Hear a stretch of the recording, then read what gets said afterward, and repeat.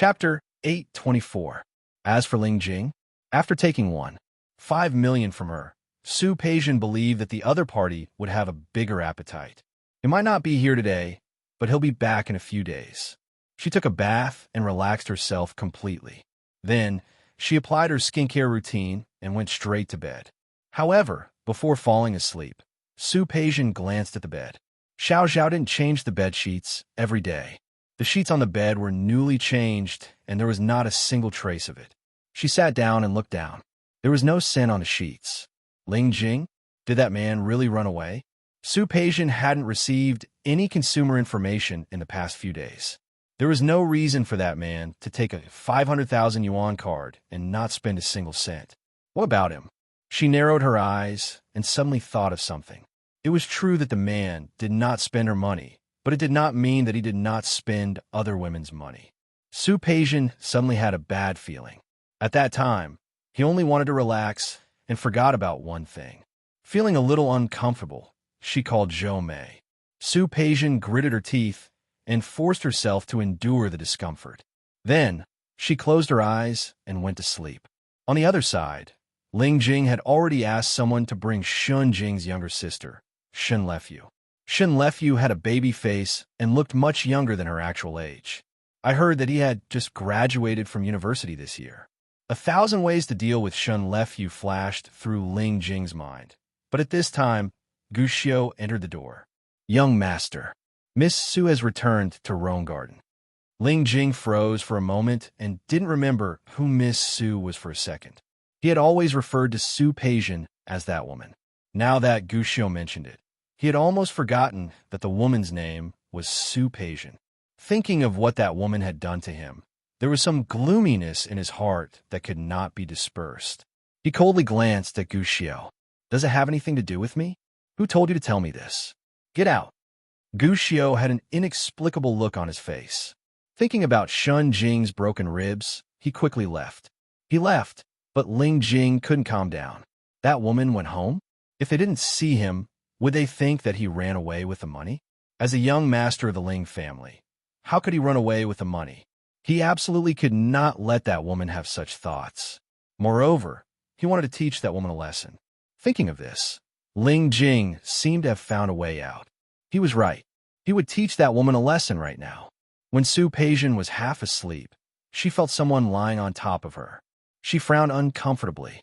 When the pressure became even heavier, she instinctively lifted her leg and gave it a hard kick.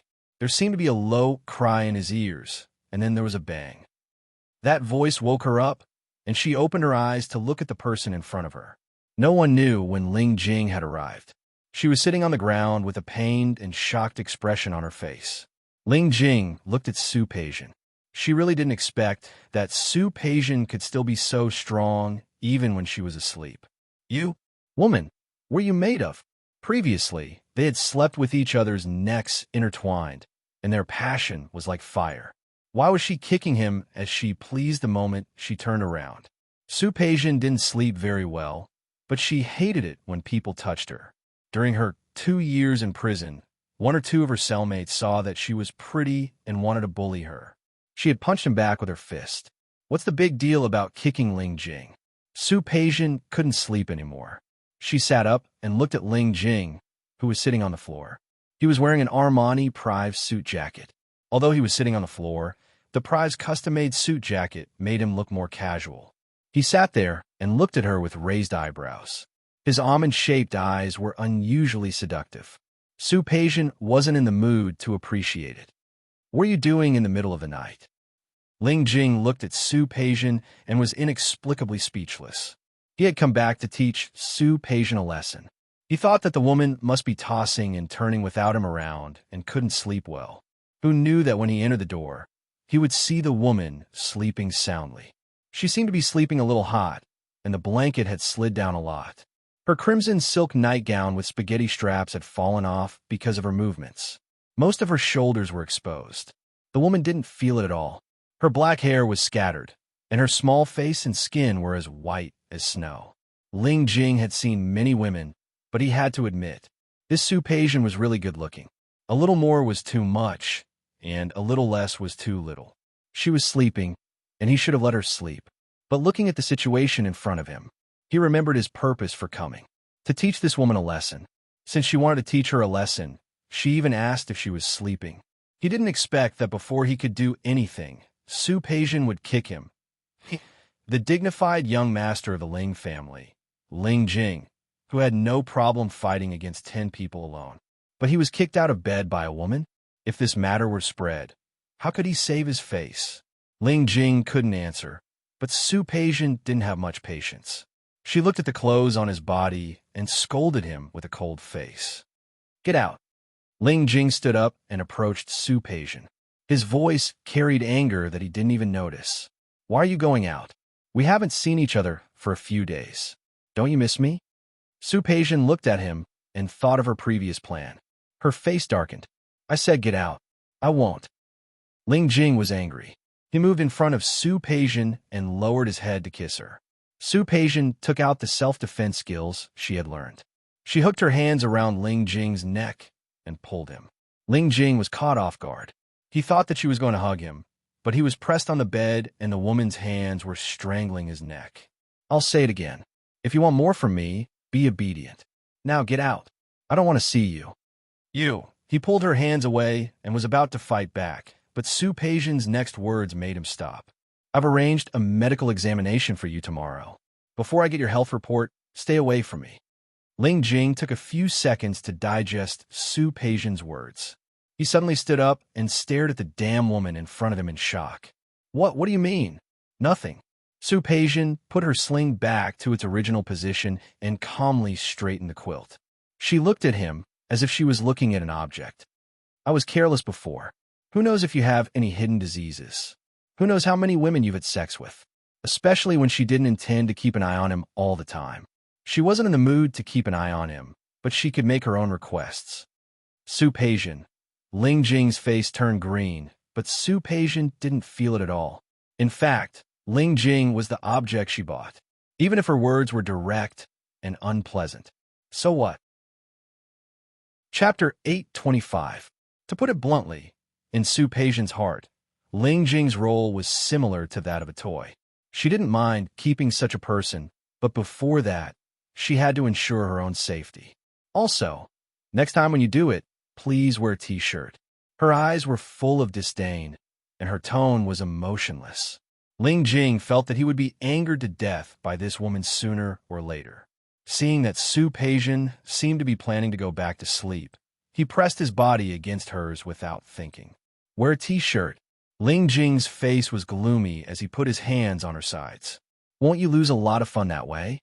After all, with that extra layer, the feeling will be much worse." He touched the woman's smooth and delicate face, which made him want to pinch it. "Get off." "I won't." As Ling Jing spoke, he tugged at her suspenders. "Not only will I not leave, but I will also do it. I won't go for a checkup. I won't wear it. What can you do to me?" His tone was rascally, and his attitude was shameless. If anyone who was related to the Ling family or knew Ling Jing saw this scene, their eyeballs would probably fall out of their sockets. Su-Peijian didn't like the rascal in front of her. Ling Jing was probably wrong about one thing. He was indeed good at his looks. But so what? You don't want the money? Get off. Money? It would have been better if she hadn't mentioned money.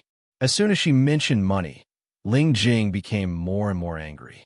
He pressed on top of her and put one hand on her waist. "I want you more now." Lowering his head, he tugged at her suspenders again. It was a crimson silk nightgown, and her skin was as white as snow. Ling Jing's breathing was a little heavy. Su-Peijian stared at his face. Men had a natural advantage in terms of body shape. If he forced himself on her, she really couldn't resist. If she couldn't resist, she had other ways. She put her hand on his chest, and her expression was very cold. "Ling Jing." This was the first time Su-Peijian called his name.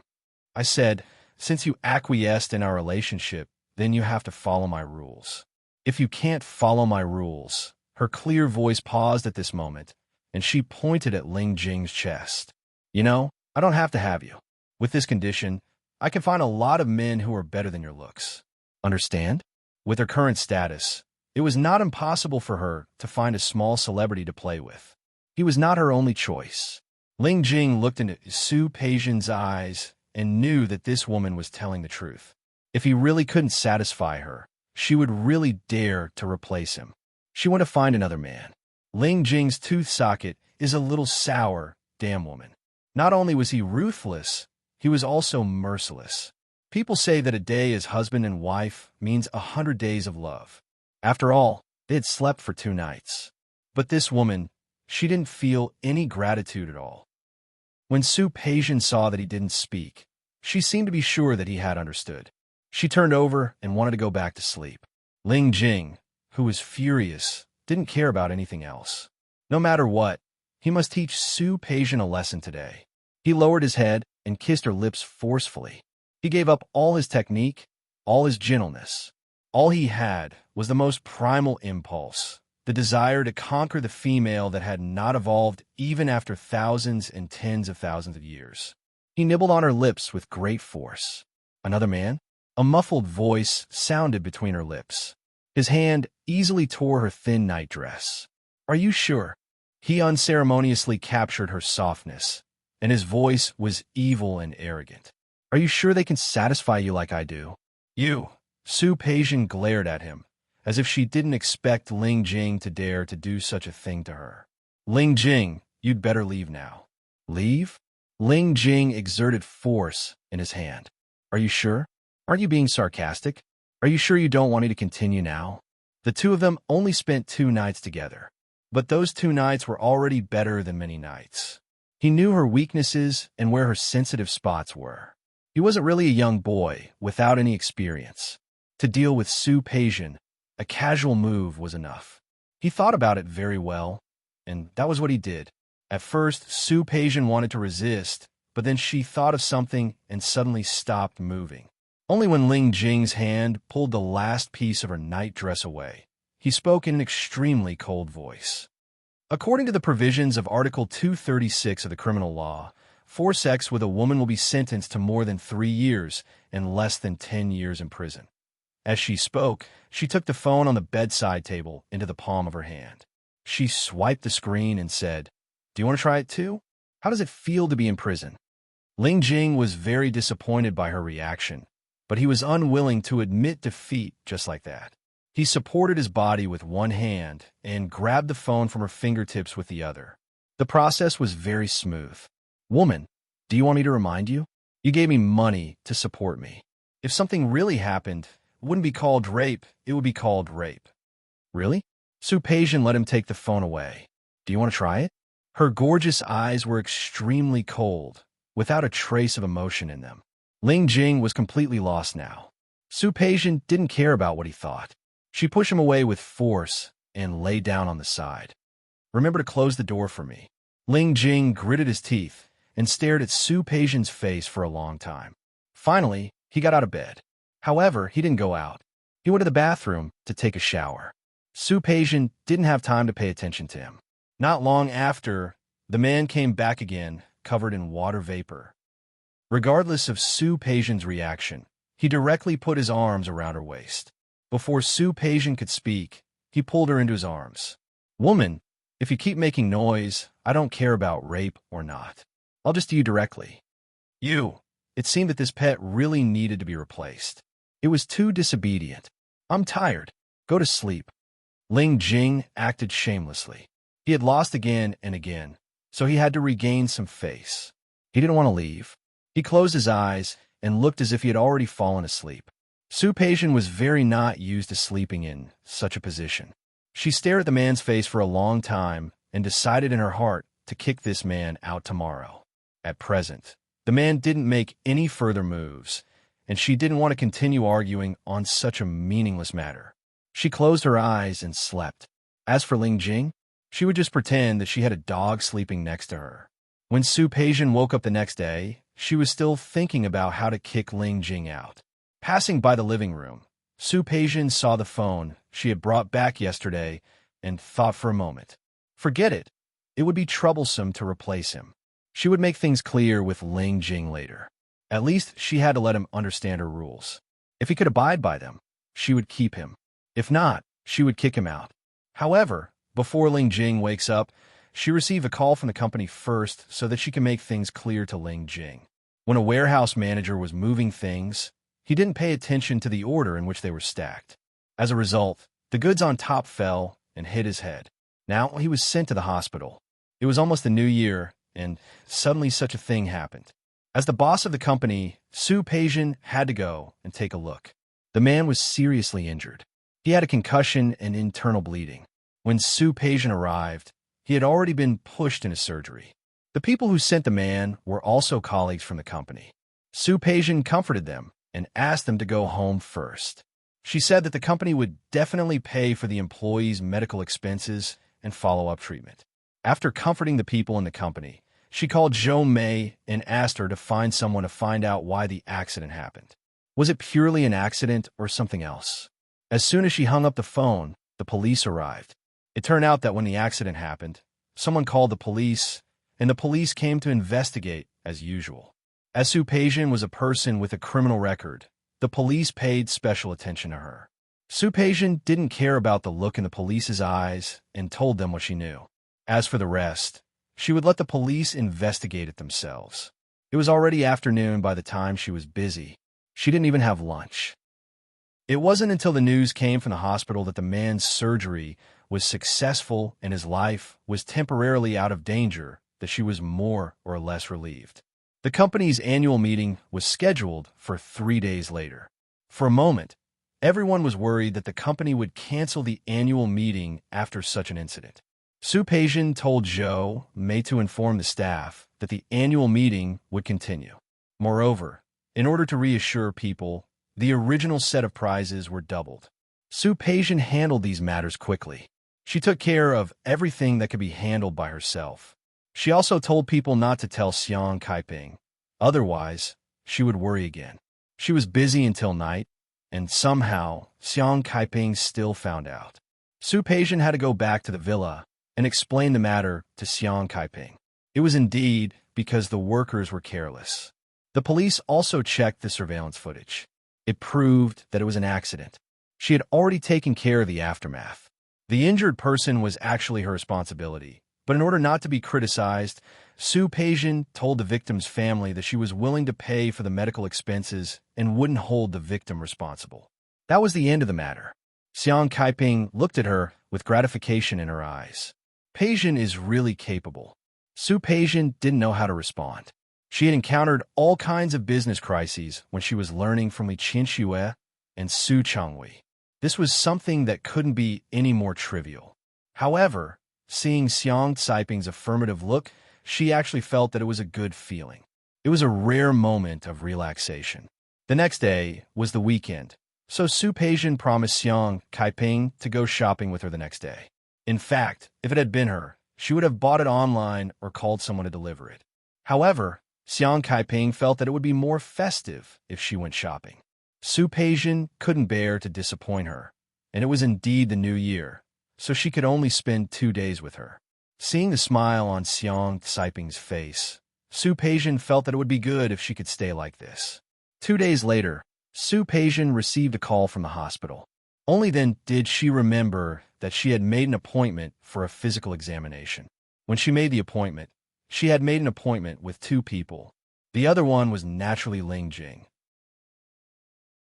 Chapter 826. She took out her phone and called Ling Jing. The number was naturally the one she had given him. No one picked up. Su Peijian thought about it and decided to give Ling Jing one last chance. She set a time with the doctor, then sent the address of the hospital and the time to Ling Jing. If he didn't come, then he couldn't blame her. Su Peijian was very busy. The company's annual party was in 2 days. After the party, except for the staff on duty, everyone else would have a holiday. Su Peijian booked a 7-day holiday for herself and asked Zhou Mei to arrange it. She would take Xiang Kaiping out during the new year. She hadn't told Xiang Kaiping about this. Since they came out, Xiang Kaiping had been really nice to her. Although such kindness often made her feel pressured, since they were already together, she was willing to make Xiang Kaiping happy. That night, Su Peijian didn't go to Rome Garden, but returned to the villa. She told Xiang Kaiping about the annual party and asked her to attend. After all, there were still many old employees in the company. She didn't want them to be too disappointed. Secondly, she told Xiang Kaiping about her arrangements. Xiang Kaiping would go out with her. Abroad, Xiang Kaiping was very surprised. Where? It's a good season to go to Hawaii. Su Peijian had already decided. The weather there is very good. It's suitable for a vacation. Okay. Xiang Kaiping used to be like this. When Su Qing-sang said that she would take her out, she would arrange it. She just had to go with her. Now that her daughter said that she would go out with her, Xiang Kaiping was very happy. Then, I'll clean up later. Su Peijian didn't object. She had to get up early the next morning for a checkup at the hospital. As long as she lived in the villa, Su Peijian would wake up early every day. Although the villa was small, the neighborhood was not bad. It took about 40 minutes to run around the green area, which was enough exercise. Su Peijian finished running and was about to go home. A golden retriever rushed out in front of her and almost bumped into her. She took a step back and saw a gentle-looking man rush out in front of her and quickly grab the golden retriever's rope. Dian Dian, you're being naughty again. The man grabbed the rope. When he looked up and saw that the golden retriever almost bumped into a beautiful woman, he was stunned for a moment and quickly apologized. Sorry, I was distracted just now and didn't grab the rope. Did I scare you? Dian Dian? Su Peijian glanced at the golden retriever. If she remembered correctly, Mrs. Lin's dog had the same name. He raised his head and looked at the person who had just arrived. His appearance was not bad, and his face was refined, but there was a sense of shrewdness in it. He was more like the CEO of a large company. However, such a big man can't even hold on to a rope? Forget about me, but what if I hit an elderly person or a child? Su Peijian did not mince her words. She was not against blind dates, nor was she against marriage. However, she didn't like the arrangements and compensation that Xiang Kaiping felt guilty about. She was very good at ruining his good impression. After saying that, she glanced at the man again. Next time, keep an eye on the dog. Raising a dog requires a sense of responsibility. Otherwise, don't raise them. The man didn't get angry after listening to her. Instead, he smiled and said, Yes, the young miss was right. Thank you for reminding me. I'll be more careful next time. Having said that, Su Peijian didn't stay any longer. Her hair, which was tied into a ponytail, swung in the air, and her figure in white sportswear floated away just like that. The man was left standing there, looking at her figure in a daze. Finally, he lowered his head to look at his golden retriever. Dian Dian, she's so beautiful, isn't she? The golden retriever's reaction was to break free from his hand again and run forward happily. Su Peijian didn't have breakfast with Xiang Kaiping because she had a physical examination. As for meeting Mrs. Lin's son in the morning, she didn't mention a word about it. She didn't want Xiang Kaiping to have any ulterior motives. She said that she wanted to have a physical examination, and Xiang Kaiping didn't think much of it. She knew that when she was in the Su family would have a physical examination every year. When Su Peijian arrived, Ling Jing wasn't there. She had made an appointment, so she didn't have to wait. She looked at her watch with a cold face. Ling Jing, Peijian. The sudden voice made Su Peijian's body stiffen. However, it only lasted for a moment. Soon, she turned around and faced the person. She had the urge to knock herself on the head. She had made an appointment at the best private hospital in Rome City. She knew that Su Qing-sang was in the first hospital in the city, so she didn't expect to see her here. Long time no see. The expression on her face was indifferent, and she didn't try to hide her emotions. She didn't seem to be very enthusiastic. Long time no see. Ever since Su Qing-sang gave birth to 2 children, she had become more charming. She used to be only a 7 out of 10, but after being spoiled by Hui Jinyao for the past 2 years, she had completely become a happy little woman. Not only did she look more elegant, but her temperament had also changed a lot. Even the white doctor's robe couldn't hide it. Are you not feeling well? Su Qing-sang looked at her with concern. What's wrong? I'm fine. Su Peijian couldn't say it. What should she say? That she suspected that the gigolo she kept might be sick. So she wanted to have a physical examination? She didn't think that there was anything wrong with keeping a gigolo. This was her own life, and she wasn't guarding against anyone.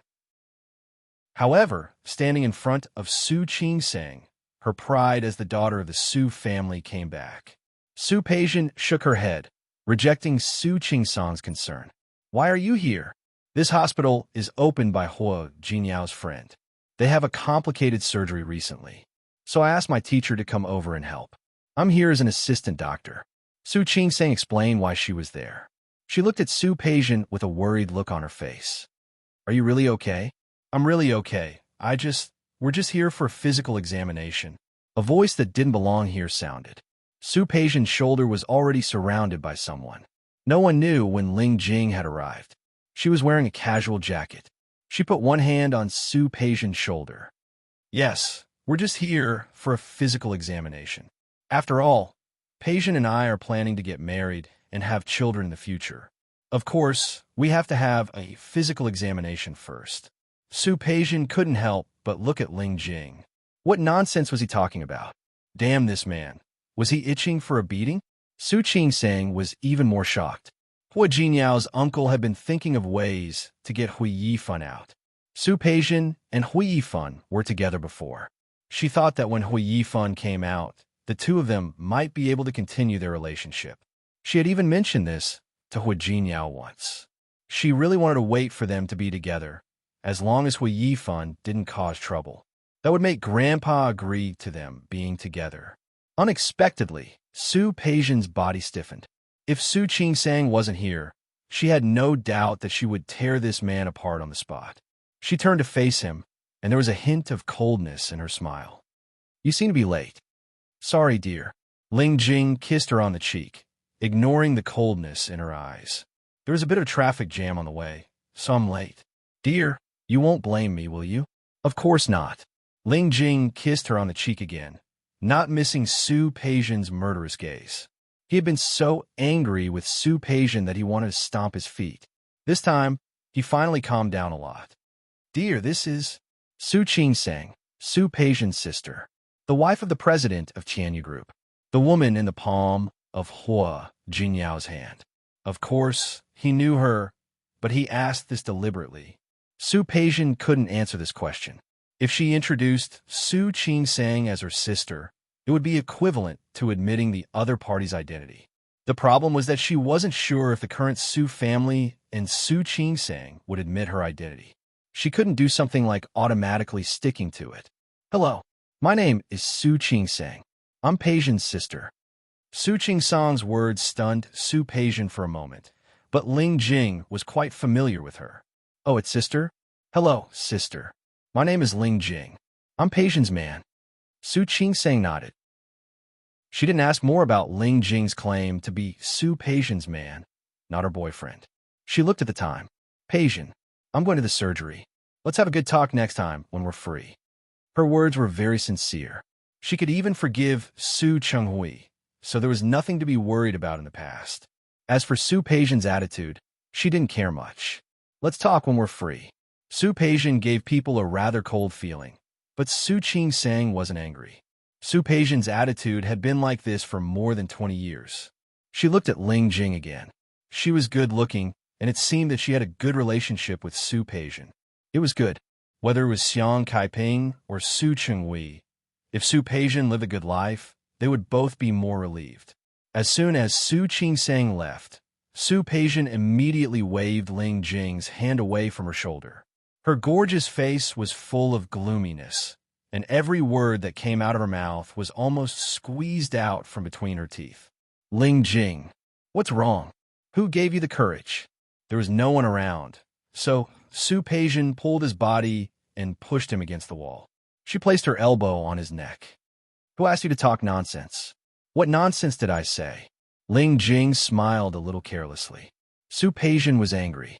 She was about to use force with her elbow, but Ling Jing turned around and pressed her against the wall. Ling Jing. Looking at Su Peijian's face, Ling Jing couldn't help but think of how angry he was when he saw the text message yesterday. Yes, he felt strange himself. He had planned to ignore Su Peijian, but when he left, he just happened to take the phone with him. He was the dignified, young masterling. What phone did he lack? But the phone was given to him by this woman. Yes, it was a gift. Even though he knew the purpose of the phone, he still took it with him. When the phone first rang yesterday, Ling Jing was still angry and didn't want to answer it. Based on what? Why did he answer this woman's phone call? Just because she thought of him now and let him appear in front of her? He didn't want that. He wanted to wait for that woman to keep calling him and begging him. At that time, maybe he would be willing to answer her phone call reluctantly. Unexpectedly, that woman called him once and then stopped. Then, she sent him a text message with only an address and a time. The address was not difficult to find, and it was found almost immediately. After finding out where the address represented, Ling Jing felt uncomfortable. Damned woman, she's actually serious? He, the dignified young master of the Ling family, was actually asked to have a physical examination before he was allowed to sleep with a woman? The anger burned him to the point that he lost all rationality. He showed up today to teach that woman a lesson, but now he saw that the woman was pressed against the wall by him. The unfinished things from last time came to his mind at this moment. Without thinking, he kissed Su Peijian's lips. Woman, such a beautiful little mouth should be used for kissing, not cursing. It took Su Peijian some time to hear his muffled voice. She didn't have time to flirt with this man, but he insisted on deepening the kiss in this kind of place. Su Qingsang walked halfway and wanted to tell Su Peijian that Su Chenghui would come over in a few days. However, after taking 2 steps, she saw the two of them kissing. She was a little embarrassed, so she quickly went back. The figure came and left. Su Peijian saw it clearly from the corner of her eye. She was so angry that she raised her hand and slapped Ling Jing. Ling Jing grabbed her hand and looked at Su Peijian. He suppressed his anger and clicked his tongue. You're not satisfied? It's really not suitable to continue here. Why don't you come back after the physical examination? Su Peijian was not in the mood to listen to his nonsense. Her mind was full of anger that this man had taken advantage of her in such a place. There's no need for the physical examination, Su Peijian said coldly. I've decided that our relationship is invalid. You can leave now. Her tone was gloomy and her attitude was cold. This woman was as annoying as ever. Ling Jing gritted his teeth and thought of Xin Jing, who was locked in the basement. He really had the urge to lock this woman up too. Burn the bridge after crossing it? Woman, you're so heartless. I've said that I want you to follow my rules. Since you can't do it, then get out. As Su Peijian spoke, she pushed him away forcefully. Someone was coming from the corridor, so Ling Jing couldn't press him anymore. Seeing that Su Peijian seemed to be leaving with a cold face, he stood in front of her. Tut, you're leaving just like that? 1,500,000 just for 2 nights. Don't you think it's a loss? His voice was very soft, and there was a hint of contempt in his eyes. Su Peijian looked at him without a trace of emotion on her face. It's good that you know you've made a profit. Take the money and leave. Let's forget about this matter. Forget it? What if I don't want to leave? Ling Jing was still arguing with her. After all, who would complain about having more money? Rascal. Su Peijian looked at him coldly. Enough is enough.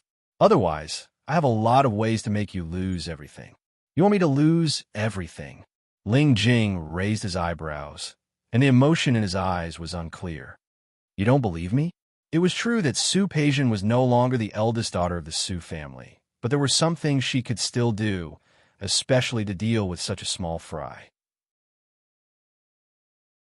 Chapter 827. The slightly raised chin, the arrogant tone, and the almost innate pride in his eyes. The more Su Peijian behaved like this, the more he wanted to conquer her. Ling Jing's brain was working fast. He was thinking about how to make Su Peijian yield to him. Who was Ling Jing? The young master of the Ling family had been spoiled since he was a child.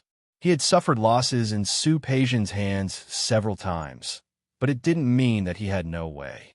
His brain was working fast. Looking at Su Peijian's face, a very bold idea flashed through his mind. He suddenly smiled. This Su Peijian was cold-hearted and had such an experience. The way to deal with ordinary women might not be able to make her soften, but it didn't mean that there was no way. Who was he? The young master of the Ling family had been dealing with the evil people in his family since he was a child. His acting skills were not perfect, but at least 70%. If he made this woman fall in love with him willingly, then he could dump her. Ling Jing couldn't think about it. He was excited when he thought about it. This idea was good, very good. Woman, we still have a long way to go. For now, I won't argue with you. Su Peijian pushed him away. The moment she turned to leave, the nurse was already ready. Come out and call someone. They had already made an appointment before the physical examination. Su Peijian stood there without moving, but Ling Jing took her hand. Let's go, dear. Su Peijian's reaction was to pull her hand back and look at him coldly. Dear, I know it was my fault just now. I just don't have much experience with women. Ling Jing blinked at Su Peijian, and there was a hint of a smile in his eyes. I don't have much experience. Dear, you have to give me another chance, right? Right? Su Peijian stared at his face in silence. Ling Jing's appearance was indeed good, especially when he smiled. His long and narrow eyes were slightly raised, looking particularly charming. The flattering look on his face was too obvious. She had always hated this kind of man, because she had seen this kind of expression too many times when she was the young mistress of the Su family. But it was this kind of man who was the safest for her. He liked money and didn't want to lose her, his sugar daddy. A man with a weakness and easy to control was far cheaper than changing a man. Her eyes fell on Ling Jing's hand, which was still holding hers. Ling Jing retracted her hand as she glared at her. Darling, let's go. The physical examination would take a long time. Since she was already there, Su Peijian decided to do a thorough examination. The inspection took the whole morning. After the physical examination, Su Peijian had to go back to work. When she got on the car, she found that Ling Jing had followed her car. She frowned slightly. Anything else? Give me a ride. Ling Jing smiled brightly, but Su Peijian didn't like his sloppy attitude. I remember the first day you took my money, you bought a Cadillac. Don't tell me you can't drive. The car has been sent for maintenance. Ling Jing lied without changing her expression. Su Peijian didn't care about such trivial matters, and she didn't intend to see him off. He took out his wallet from the bag behind him and took out a stack of red notes. Get out of the car and take a taxi back. You don't have to be so cruel, do you? Ling Jing didn't take the money. Just give me a ride on the way. Besides, we will be together for a few months. Don't you want to take this opportunity to get to know me better? No. Su Peijian directly broke his illusion. I don't need to know you better. Besides, it's not like we will be together for a few months. It depends on my mood to decide whether I want to continue this relationship with you or not. Su Peijian's attitude was infuriating. Ling Jing already wanted to strangle this woman, but he smiled brightly on the surface. Okay, you're the boss. Of course, you have the final say. Ling Jing took half of the money from Su Peijian's hand and pretended to kiss it. When he looked at Su Peijian, there was a slight smile in his eyes. I'll wait for you tonight. As if afraid that Su Peijian wouldn't come, he added, Don't worry, I'll prepare a small raincoat. Su Peijian didn't like Ling Jing's attitude, but seeing him get out of the car obediently, the resentment in her heart finally dissipated a little. Forget it. He's just a little hooligan with a pretty good appearance. She didn't have to stoop to his level. Su Peijian quickly went to do her own things. In the evening, she originally wanted to go back to the villa, but when the car drove out of the parking lot, she thought of that man. Finally, the car turned and went back to Rome Garden. She had been quite tired recently, and she really needed a place to vent. She didn't call. She thought that Ling Jing would definitely wait for her today. She parked the car and went upstairs. The light in the living room confirmed her thoughts. There was a flash of contempt in Su Peijian's eyes. She didn't directly go back to her room, but went to the study first. There were a few documents on hand to deal with and 2 emails to answer. She now had a large sum of money on hand, and she was making new investments. On the open computer screen, the red and green lines kept changing. Su Peijian was familiar with the transactions of buying and selling. As early as when she was in high school, she was taken by Su Chanhui to participate in some of the investments of the Li Corporation. Of course, it also included Su Qinghui's private investments. When the data changed, her phone rang. Only then did she remember that she forgot to tell Xiang Kaiping that she wasn't going back. She got up and found her phone in her coat to answer the call. It was indeed Xiang Kaiping.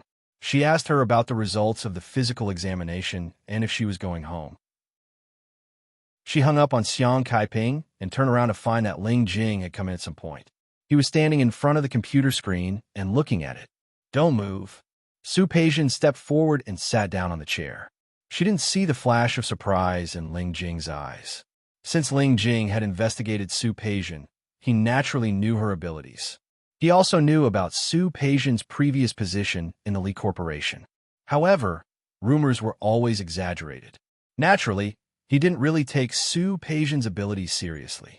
He couldn't be clearer about the screen in front of him. He had been playing since he was a teenager. Naturally, he knew what it meant. He looked at Su Peijian with an unclear look in his eyes. Su Peijian met his gaze and toned down her tone a little. What are you doing here? Go out first. I still have something to do. Ling Jing didn't leave. He looked at the screen and pretended to be puzzled. What are you doing? Speculating in the stock market? No. Su Peijian didn't have the patience to explain what she was doing to such a hooligan, so she didn't want to say more. Ling Jing didn't want to leave. He looked at Su Peijian with an inquisitive expression. Not speculating in the stock market? I think it looks like it. Can you make money from this? Does it have anything to do with you? Of course it does. Ling Jing stood beside her and pretended to be a rascal. If you can make money, I want to make some too. Can't I? Do you understand? Do you know what I'm doing? Just follow me to make money? I don't understand. But don't you understand? Ling Jing put a hand on her shoulder. I'll follow you. Isn't that enough? Su Peijian withdrew her hand from the table and turned to look at him. When it comes to investing, no matter what you do, it's risky. It doesn't mean that you can definitely get the money back if you take it out. What's more, do you have money? Of course I do. Ling Jing paused for a moment and suddenly smiled. Don't I still have $1 million with you? You could just treat it as an advance and invest that $1 million in it. Su Peijian glanced at his hand on her shoulder and removed it expressionlessly. Aren't you afraid of losing everything? I'm not afraid. That's all. I'll stay with you for a while longer. Ling Jing's words were rascally. Su Peijian frowned. Ling Jing, let me say it again. The relationship between us is decided by me. I don't have to have you. And if you make such a decision, you may still lose everything. It doesn't matter. Didn't I say that I still have you? Su Peijian couldn't bear to see him acting so carelessly. After thinking for a moment, she spoke in a rare moment of kindness. Ling Jing, I don't mean to look down on you. But from my point of view, I personally suggest that you invest in some real estate after you have money. After all, it will be more secure for you. Su Peijian didn't finish her sentence. She believed that Ling Jing could understand what she meant. Some words really didn't need to be said too clearly. Ling Jing understood what she meant. He looked at Su Peijian with a somewhat unclear gaze. Su Peijian, who thought that he had given up, turned her face back to the screen. Okay, you can go out first. I'm not leaving. Ling Jing's rascally attitude came up. He hooked his arm around Su Peijian's shoulder. It's just money. I believe you. I'll use that $1 million as a bargaining chip. You help me make money. How about that? Su Peijian turned her face to look at him. Because he was hooking his arm around her shoulder, the two of them were very close. They were so close that she could see his long black eyelashes and his beautiful phoenix eyes. The color of his eyes wasn't pure black. Instead, they were a little amber. The man's perfect appearance made her want to lose some of her anger. However, she said, if I help you make money, what benefit will I get? Benefit? Ling Jing hooked his other arm around her slender waist. The benefit is me. How about that? Has anyone ever told you that being overconfident is conceited? No. So what if Ling Jing was conceited? He had the capital to be conceited. How about this? I'll give you the $1 million, and you help me invest. If you can make $1 million, I'll earn another month from you. For every $1 million you make, I'll accompany you for another month. How about that? Nothing. Su Peijian's face was cold. She pulled his hand down. First, if I use your $1 million to make more $1 million, I can find another man. Not you. Secondly, for every $1 million I help you earn, I'll give it to you. You're only accompanying me for 1 more month. Do you want to recall our previous contract? I'll buy you for $2 million for half a year. So what makes you think that I'll do this deal? Chapter 828. Su Peijian turned off the computer and got up to take a shower. At this time, Ling Jing hugged her waist and took her to roll to the bed in the study. What are you doing? What am I doing? Ling Jing smiled and took off Su Peijian's clothes. Looking for another man? Huh. It seems that I should prove to you that I am much better than other men. This woman had challenged his bottom line again and again. Where would his dignity as a man go? Did this woman really think that young Master Ling had no temper? Ling Jing, get off me. No. Ling Jing shook his head. He had been thinking about this for a long time. Today, he must teach her a lesson. He must conquer her. Su Peijian wanted to get away, but she forgot that there was a huge difference in strength between a man and a woman. Moreover, who was Ling Jing? If he hadn't deliberately let her go, how could Su Peijian have taken advantage of him? Woman, he held her waist tightly in his palm, not letting her break free. I will let you know who is the most real man. Ling Jing.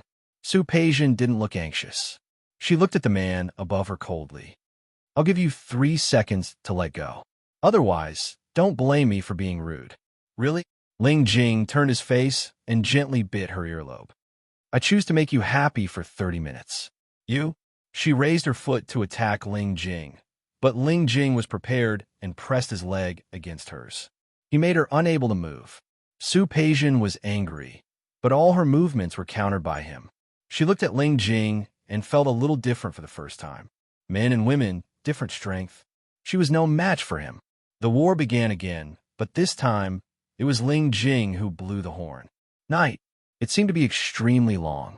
It also seemed extremely short. Although it was said to be 30 minutes, it seemed to be far more than that. The long night had no end.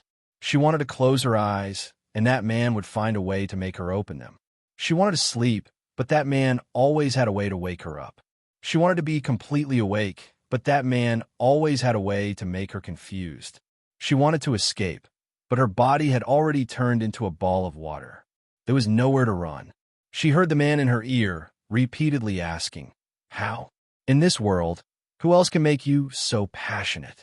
Where else can you find a man stronger than me? Where else can you find a man who can make you so happy? Over and over again, he felt dizzy. He could vaguely hear the word happy. Su Peijian was completely confused. Happiness? She had almost forgotten what it was like to be happy. It was as if she had once been on Li Qinshue's knees, listening to her laugh and tell her fairy tales. It also felt like she used to follow Su Changhui and let him take care of her. The happy time in her memory was too long ago, so long that she had already forgotten about it. Her body was hit hard, and her wandering mind made him unhappy. He restrained his expression and looked at the dazed eyes below him. Woman, it seems like I haven't worked hard enough. There was indeed happiness, extreme and pure happiness that belonged only to the body. His heart was still empty. There seemed to be something inside, but it also seemed like there was nothing. Closing her eyes, she chose to indulge herself. If the heart was not happy, the happiness of the body was also a kind of happiness. Raising her head, she suddenly bit the other party's shoulder. Huh, woman, is this your response to me? As you wish. The long night was endless. Back and forth. The horn did not stop. When Su Peijian woke up, it was already dawn. It was the first time she had woken up late since she was released from prison. She tried to get up, but her body was unbelievably soft. She didn't have much strength at all.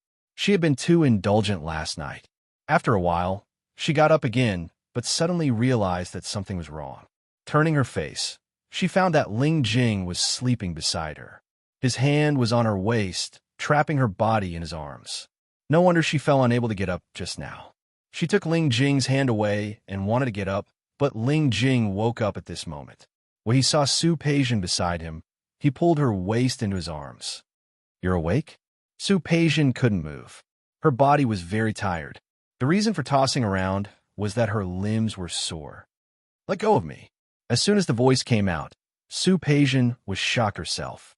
Her throat was almost hoarse. Her throat was uncomfortable, and her voice was unpleasant to hear. No. Compared to her, Ling Jing was refreshed. Su Peijian had been used too much yesterday, and her whole body was still crimson. Not only was she crimson, but her body was also full of marks left by him. He still remembered last night, when she strictly forbade him not to leave marks on her body. But he didn't listen. Young Master Ling's rebellious mentality came up. The more she didn't want him to do, the more he wanted to do it. Not only did he want to leave marks, but he also wanted to leave as many marks as possible. He didn't leave any leeway, but when had Su Peijian ever been soft-hearted? Ling Jing's body had more scratches and bite marks than hers. The two of them seemed to be in a competition, with the ruthlessness of wanting to devour the other party into their bones. Of course, it was undeniable. This feeling was very satisfying. Ling Jing's body was extremely satisfied. What was even more satisfying was that he finally heard this damned woman beg for mercy yesterday. Even if she begged for mercy in bed, so what? How was last night? He nibbled her earlobe and took her to review the fiery passion between them last night. Su Peijian wanted to push him away, but her raised hand was indeed a little weak. She glanced at him coldly. Enough. Can you let go of me now? No. Ling Jing shook his head and kissed her face again. You haven't told me if you're satisfied or not. Su Peijian refused to answer. Ling Jing's hand slowly moved down and reached for her waist. In that case, you must be dissatisfied. Since I took your money, how can I make you dissatisfied? Naturally, I have to do it until you're satisfied. As he spoke, he pretended to do it again. How could Su Peijian afford it? She didn't want to break her waist at such a young age. Enough. Then, were you satisfied yesterday? Ling Jing had to get an answer. Su Peijian didn't want to answer, but the man's threat was very obvious. Let go. You first. Were you satisfied? Satisfied? Is that enough? Can you let go of me now? Yes. Ling Jing nodded, but didn't let go. Instead, he moved a little closer to her. Then, are you going to find another man? Su Peijian closed her eyes and resisted the urge to explode. Ling Jing, you can try. If you don't get off, I'll go find another man tonight. Cruel woman. Ling Jing leaned over and kissed her delicate red lips. But I like it. A man's love couldn't be taken seriously. Su Peijian knew that. But looking at the man in front of her with a pair of extremely charming phoenix eyes, blinking at her and saying that he liked it, she had to admit that this man did have some ability to make women fall for him. Chapter 829. Su Peijian didn't realize what Ling Jing, that bastard, had done until she stood in front of the mirror. Looking at the marks on her shoulders, Yu Xiong's mouth, and even her arms, she was so angry that her face turned green. Tomorrow night was the company's annual meeting, and she had to attend it in a gown. How could she attend in her current state? She secretly gritted her teeth, wishing she could skin Ling Jing, chop him up, and feed him to the dogs. Damn that man. The anger on Su Peijian's face was obvious, especially when she found that even the simple action of walking felt weak in her legs. She really wanted to punch that bastard. She had always been disdainful of hiding her emotions. When she went out, she inevitably showed it on her face. Ling Jing knew that he had made this woman unhappy again yesterday, but so what? This was just the beginning.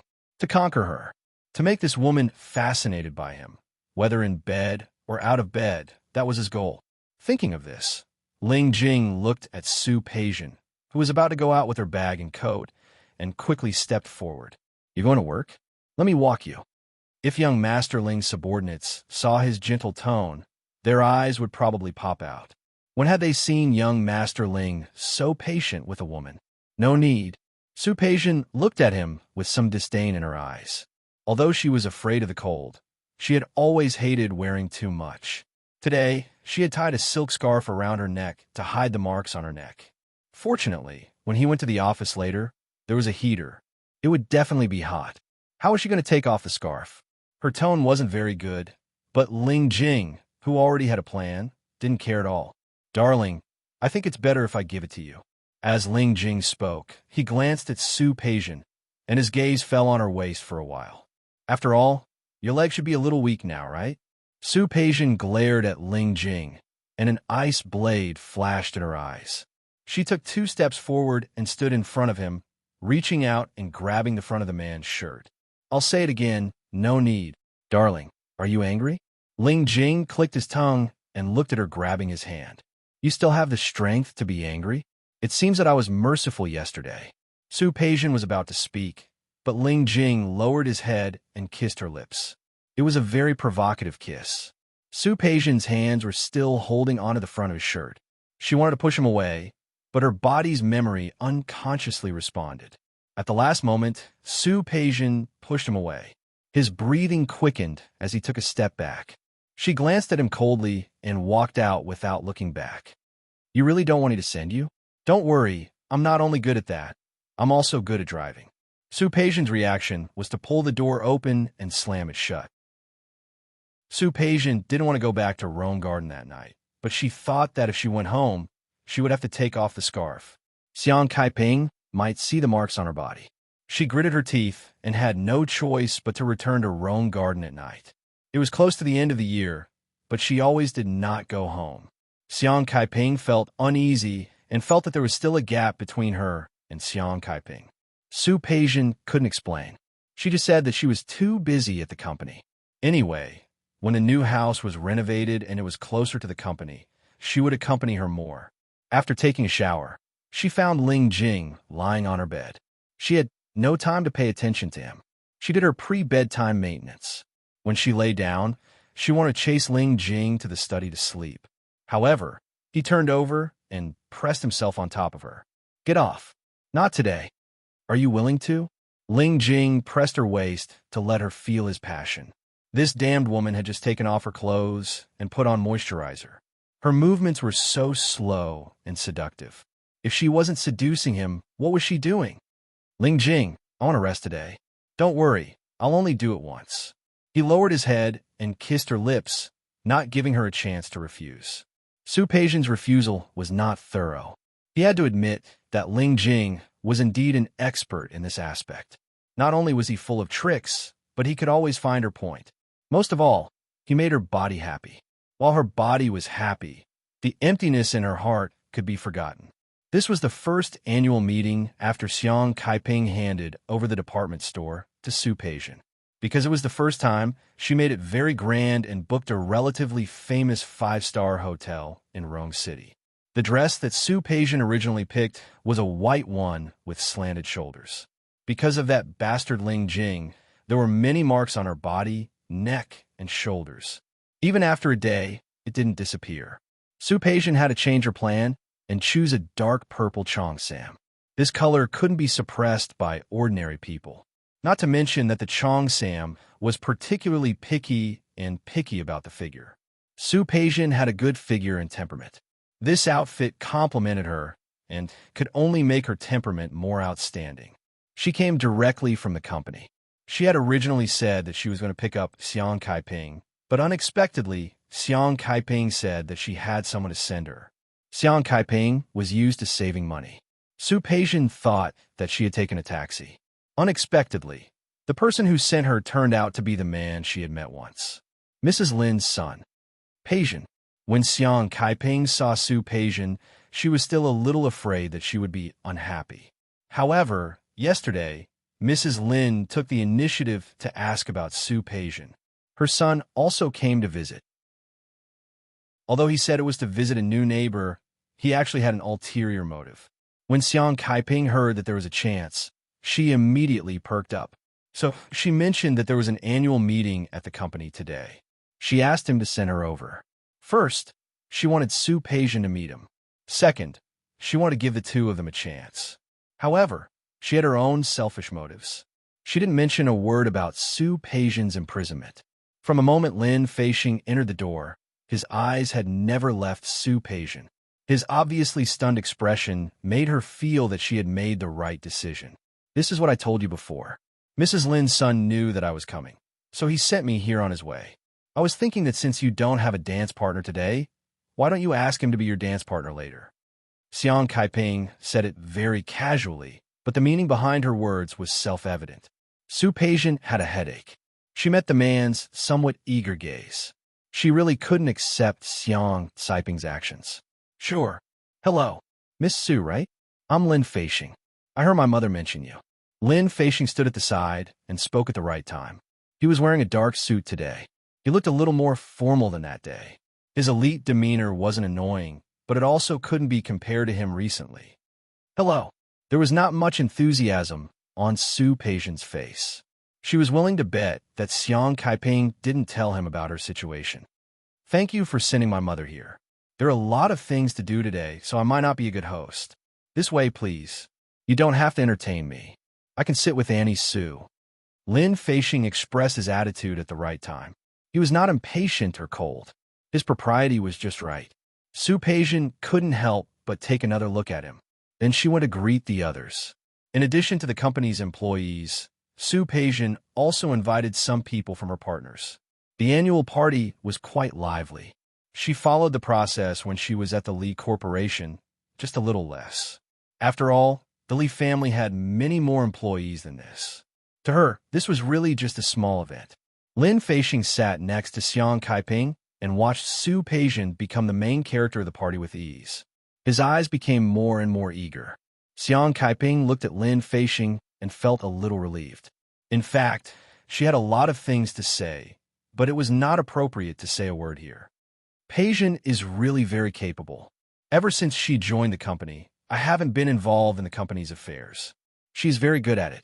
Yes, I can see that.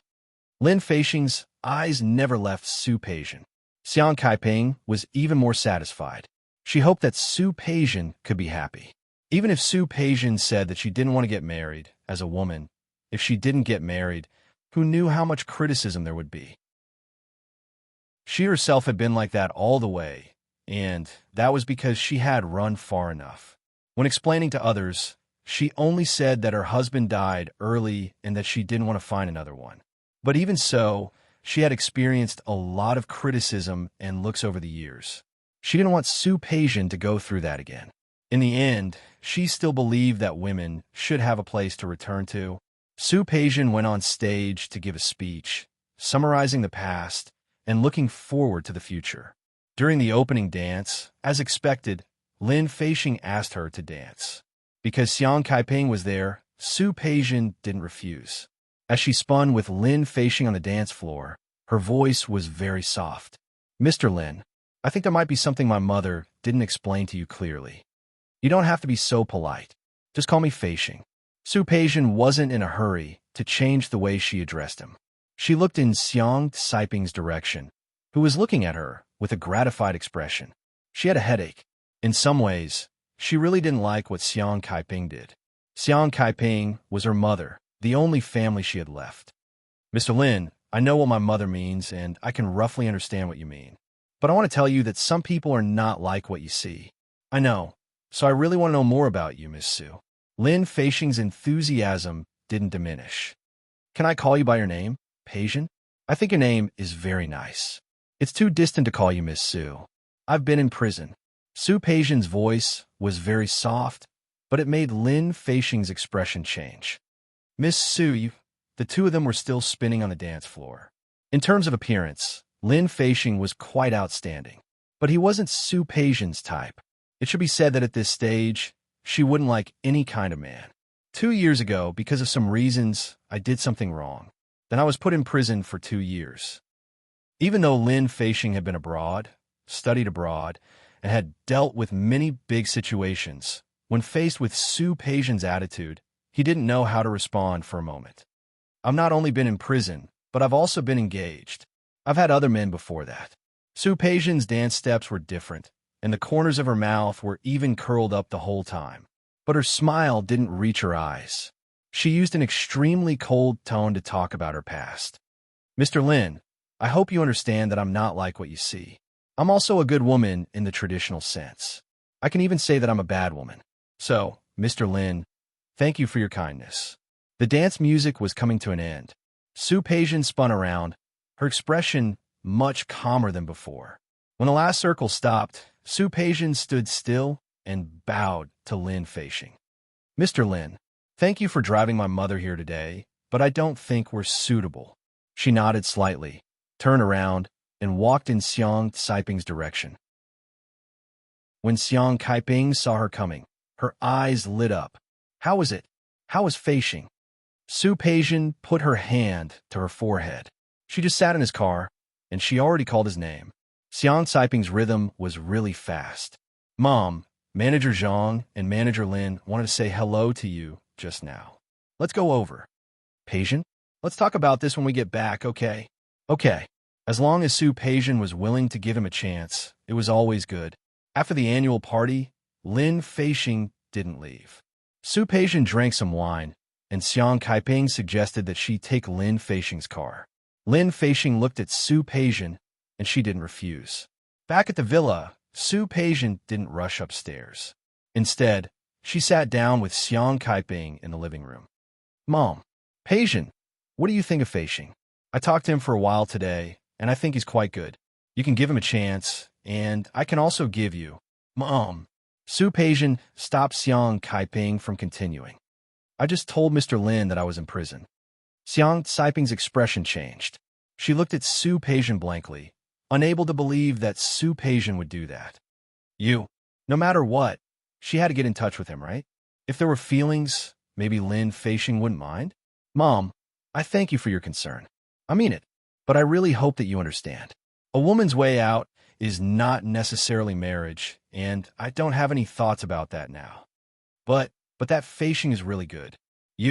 Mom, marriage isn't just about talking about conditions. At least you have to like him. At least there's sincerity. Su Peijian really didn't want to quarrel with Xiang Kaiping over this, but she really didn't want it to happen again. I don't intend to lie to anyone about me. If he can accept it, then accept it. If not, then forget it. If you are really that worried about me, I can get married, but I won't be happy. Xiang Kaiping was speechless. She didn't know what was wrong, and why Su Peijian would have such a thought. Also, Mom, I only have you now. You and I will depend on each other for the rest of our lives. Even if we don't get married, I feel good about it. Is that okay? What else could Xiang Kaiping say after what she had said? Then that's it. Her eyes were filled with guilt again. Su Peijian didn't want to stay any longer, so she stood up. Mom, the plane is tomorrow morning. I'm going upstairs to sleep. You should sleep early too. Xiang Kaiping nodded, still unwilling to give up. Peijian, if Lin Feixing doesn't mind what happened in the past, can you give him a chance? Su Peijian had already decided to go upstairs, but hearing her words, she stopped. Seeing the passion in Xiang Kaiping's eyes, she finally nodded. Okay, I promise you. If Lin Feixing doesn't mind, I will give him a chance. Xiang Kaiping breathed a sigh of relief. That was good. She was afraid that Su Peijian would reject anyone. Ling Jing had used his masculine charm to make Su Peijian beg for mercy yesterday. At least that was how he understood it. He thought that Su Peijian would come again today. However, he didn't expect that Su Peijian not only didn't come that night, but she also didn't come the next night. In the next 2 or 3 days, Su Peijian didn't show up at all. Not even a phone call or text message. Ling Jing, who was about to celebrate the new year, suddenly became irritable. He asked Gu Xiao to check it out. He wanted to know if that woman had gone to find another gigolo. After checking, he found out that the woman had gone abroad. She had taken her mother, whom she had met halfway, to the Aegean Sea. Woman. All of a sudden, Ling Jing felt that his masculine charm had suddenly become useless. Gu Xiao looked at Ling Jing's gloomy face, not understanding how Su Peijian's going abroad had angered Ling Jing. Young master, it's almost the new year. Shouldn't you go home? Madam has been talking about you for a long time. What's there to talk about? So what if it's the new year? The new year is the most boring. A group of people wished each other a happy new year with fake faces. TSK, TSK. Thinking about it made his teeth ache. Young master, Gu Xiao was having a headache. Madam and master both want you to go home. Besides, the new year is the day after tomorrow. All right, stop nagging. That woman had gone abroad. This shabby apartment was indeed meaningless. I'll go back, but keep an eye on her. If that woman comes back, remember to tell me. Gu Xiao couldn't hide his shock, but he managed to keep the expression on his face. He looked at his young master. In all these years, he had never seen him care so much about a woman. Young master, don't tell me you've fallen for that Miss Su. Based on Miss Su's situation, he was afraid that master wouldn't be able to accept her. Gu Xiao felt a knock on his head. What nonsense are you talking about? Why would I fall for her? Let's go home. As if to prove his words, Ling Jing moved much faster this time. Gu Xiao followed behind him, the premonition in his heart growing stronger. "Young master, if you don't like Miss Su, do I have to report to you that she's back?" Gu Xiu received the second knock on his head that day. Su Peijian took Xiang Kaiping to the Aegean Sea for 5 days and took her to France for the remaining 5 days. She had been to these places before, but Xiang Kaiping hadn't. The last time Xiang Kaiping went abroad was with Su Qingsing. This time, she was with Su Peijian. As long as Su Peijian didn't ask Su Peijian to get married or find a man, the mother and daughter got along well. 10 days passed, and it was already the 8th day of the Lunar New Year. Su Peijian finally returned to Rong City with Xiang Kaiping. After returning home, Su Peijian threw herself back into work. The company's online platform and online shopping were doing well. In addition, it was during the Spring Festival, so this month's turnover was very good. Su Peijian enjoyed work and the sense of accomplishment that work brought. After this wave of work, she thought of Ling Jing again. Making money could make people happy. So could increasing wealth. But physical happiness often came in a simpler and more direct way. Before returning to Rome Garden, Su Peijian sent a message to Ling Jing, telling him that she would go over tonight. During this period, she hadn't received a message from Ling Jing about spending money. First, she had canceled the message. Second, since the money was given to Ling Jing, it was his. He could spend it however he wanted. She had no intention of asking. According to that man's personality, the money should be almost spent. Anything that could be bought with money was cheap in Su Peijian's eyes. She naturally believed that Ling Jing would definitely be waiting for her. So when Su Peijian returned home and didn't see Ling Jing, she was a little surprised. That man didn't spend all his money during the Spring Festival? The doubt only lasted for a moment. Su Peijian quickly put this matter behind her. She didn't ask about Ling Jing's background, nor did she ask about Ling Jing's family. She didn't want to ask, and she didn't need to. Since he wasn't around, she would just relax. After opening a bottle of wine, Su Peijian sat on the balcony and looked at the night outside the window. Rome City was actually very prosperous, and the development here was also good. But she would always think of Lin City from time to time. She still remembered that her apartment was renovated by Li Qinxue. She still remembered her university graduation ceremony. Li Qinxue attended it with Su Chenghui and Su Yusen.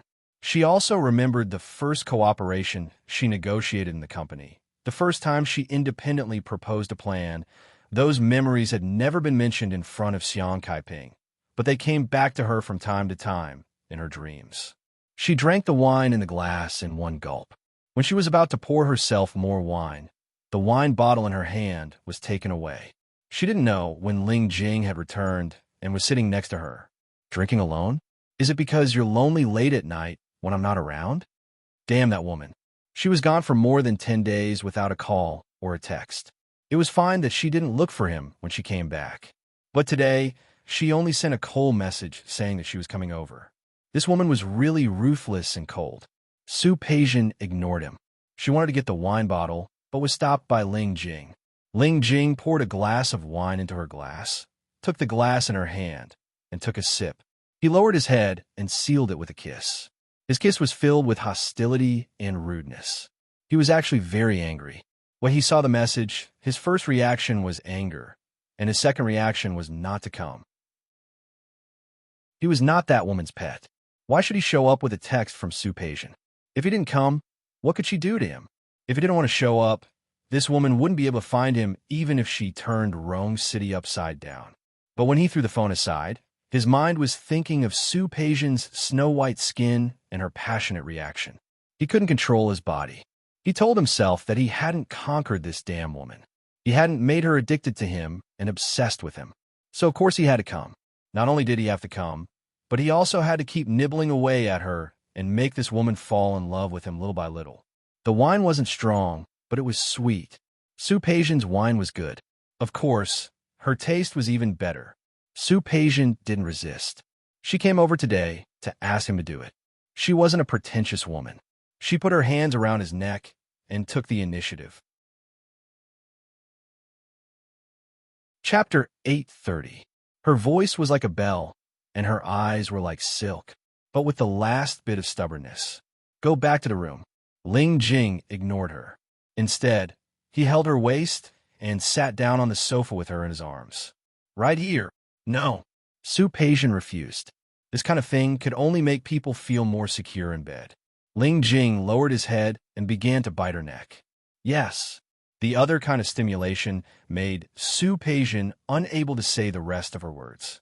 In the end, she couldn't go back to the room. Ling Jing took another sip of wine and fed her again. Over and over again, and finally, the red wine was drunk. Her body softened and heated up. The man's strength and the woman's gentleness were fully integrated at this moment. The temperature in the room rose steadily.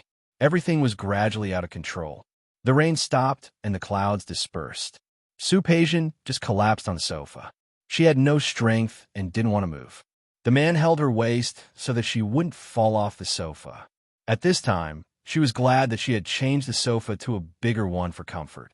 Neither of them wore clothes, and the room was heated enough. It wasn't cold, and it was even a little hot. Ling Jing looked at Su Peijian, lowered his head, looked at her smooth neck, and couldn't help but bite again. Su Peijian really couldn't bear it anymore. She looked up at him, her eyes almost spewing fire. Ling Jing didn't care. He bit very happily, left and right. After a while, Su Peijian's shoulders and neck couldn't be seen. Are you a dog? Su Peijian pushed his head, but Ling Jing surrounded her whole body. He lowered his head and was about to bite her again, but under Su Peijian's stare, he tilted his head. She got up and left him, but she didn't want him to buckle her waist again. She drank some wine, and that little bit of drunkenness was starting to get to her head. Now she needed to go to sleep. One more time. Let go. How could Ling Jing be willing to let go? He flipped over and got on top of her again. Then he started a new round of attacking and plundering. Outside the window, snowflakes began to fall. This was the first snow of the new year. The snow fell silently. The temperature outside slowly dropped, but the temperature inside slowly rose. At that moment, Su Peijian forgot everything. Perhaps she was really drunk. His mind was blank. All he could sense and feel was the happiness in his body. The next day, when he woke up, it was already silvery white outside. It rarely snowed in Lin City. There was almost no snow in her memory. However, it snowed every winter in Rome City. It snowed not only in winter, but also in spring. Today was Saturday, so she didn't have to work. Sleeping on the bed, he felt a little lazy. There was a strong arm around her waist, but she calmly moved it away. He stood up. His legs were still a little weak. He turned around and glanced at Ling Jing. This man was really impolite in some aspects. A little red wine would not make her drunk. Instead, it would wake her up. The more awake she was, the calmer she would be. He calmly tidied himself up and went to the kitchen to make breakfast for himself. It was snowing, and she didn't have much experience driving in the snow. Perhaps she should call a taxi to go back to the villa to see Xiang Kaiping. A hand appeared on her waist, and she was pulled into someone's embrace. She instinctively slapped the man's hand. Let go. I'm not letting go. Ling Jing buried his face in her neck. His eyes were still half closed, as if he hadn't woken up yet. Why did you get up earlier than me?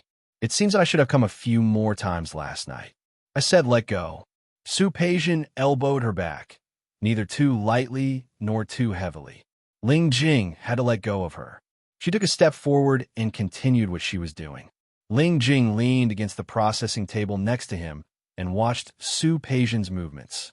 She was really beautiful, and there was a natural elegance in her movements. He understood that she had been carefully cultivated by a big family. But besides elegance, this woman was also very cold. Perhaps it was because of the 2 years in prison or the fall from high place. She looked beautiful and charming on the surface, but there was a kind of alienation and indifference in her bones that kept people 1,000 miles away. She was passionate in bed, but when she got out of bed, she could turn her back on people. Such a contradictory individual, thorny and mysterious. Such a person made people want to conquer her. In the end, Su Peijian still made 2 sets of breakfast. After all, she believed that if she didn't make 2 sets, she was afraid that Ling Jing would come to rob her. 2 sandwiches, 2 glasses of milk, and a salad. Don't you feel bored eating this every day? Ling Jing sat down at the table and stared at the sandwiches on the table. Aren't you tired of it? Why don't we change it tomorrow? Su Peijian didn't answer him. Once at the dining table of the Su family, she only needed to say a word, and all kinds of Chinese and Western breakfasts were placed on the table. She used to make Su Chenghui's heart ache for a long time with just a slight frown. She used to say a word casually, and Li Qianxue would prepare everything she wanted. However, no matter how good the food was, no matter how much she got, once she lost it, she would find that it was all fleeting clouds. Ling Jing looked at the indifferent expression on her face and was a little unhappy. Su Peijian, who was passionate in bed at night, was more likable. It's snowing. How about we play after breakfast? Su Peijian's reaction was to raise her head and look at him coldly, but then she didn't answer him at all. After breakfast, Su Peijian went into the study. She had made a lot of money recently, and the company was slowly starting to recover. Her ambition was not limited to that. She had a few feasible plans in her hands, and she planned to do them one by one. She had a lot of time, and living was boring. Other than occasionally accompanying Xiang Kaiping, she couldn't find anything else that could get her attention. Making money was one of them. Using the abilities she had learned from Su Chenghui and Li Qianxue to do these things made her have an illusion that she was still related to her past life. However, this time, her work didn't last long. Ling Jing came in. He was holding a glass of water in his hand. Here, leave it, I'm not thirsty. You have to drink water, even if you're not thirsty. Ling Jing put down the water and bent down to look at her. The book says that people have to drink 8 glasses of water a day. Ling Jing looked at her with a faint smile on his face. When he smiled, his beautiful almond-shaped eyes would rise a little. And I poured this glass of water myself. When had he, the young master of the Ling family, ever poured water for others? Even his old man and the Empress Dowager had never enjoyed such treatment. How dare this damned woman refuse?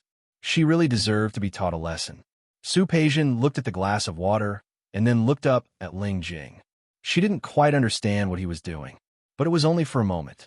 Soon she understood.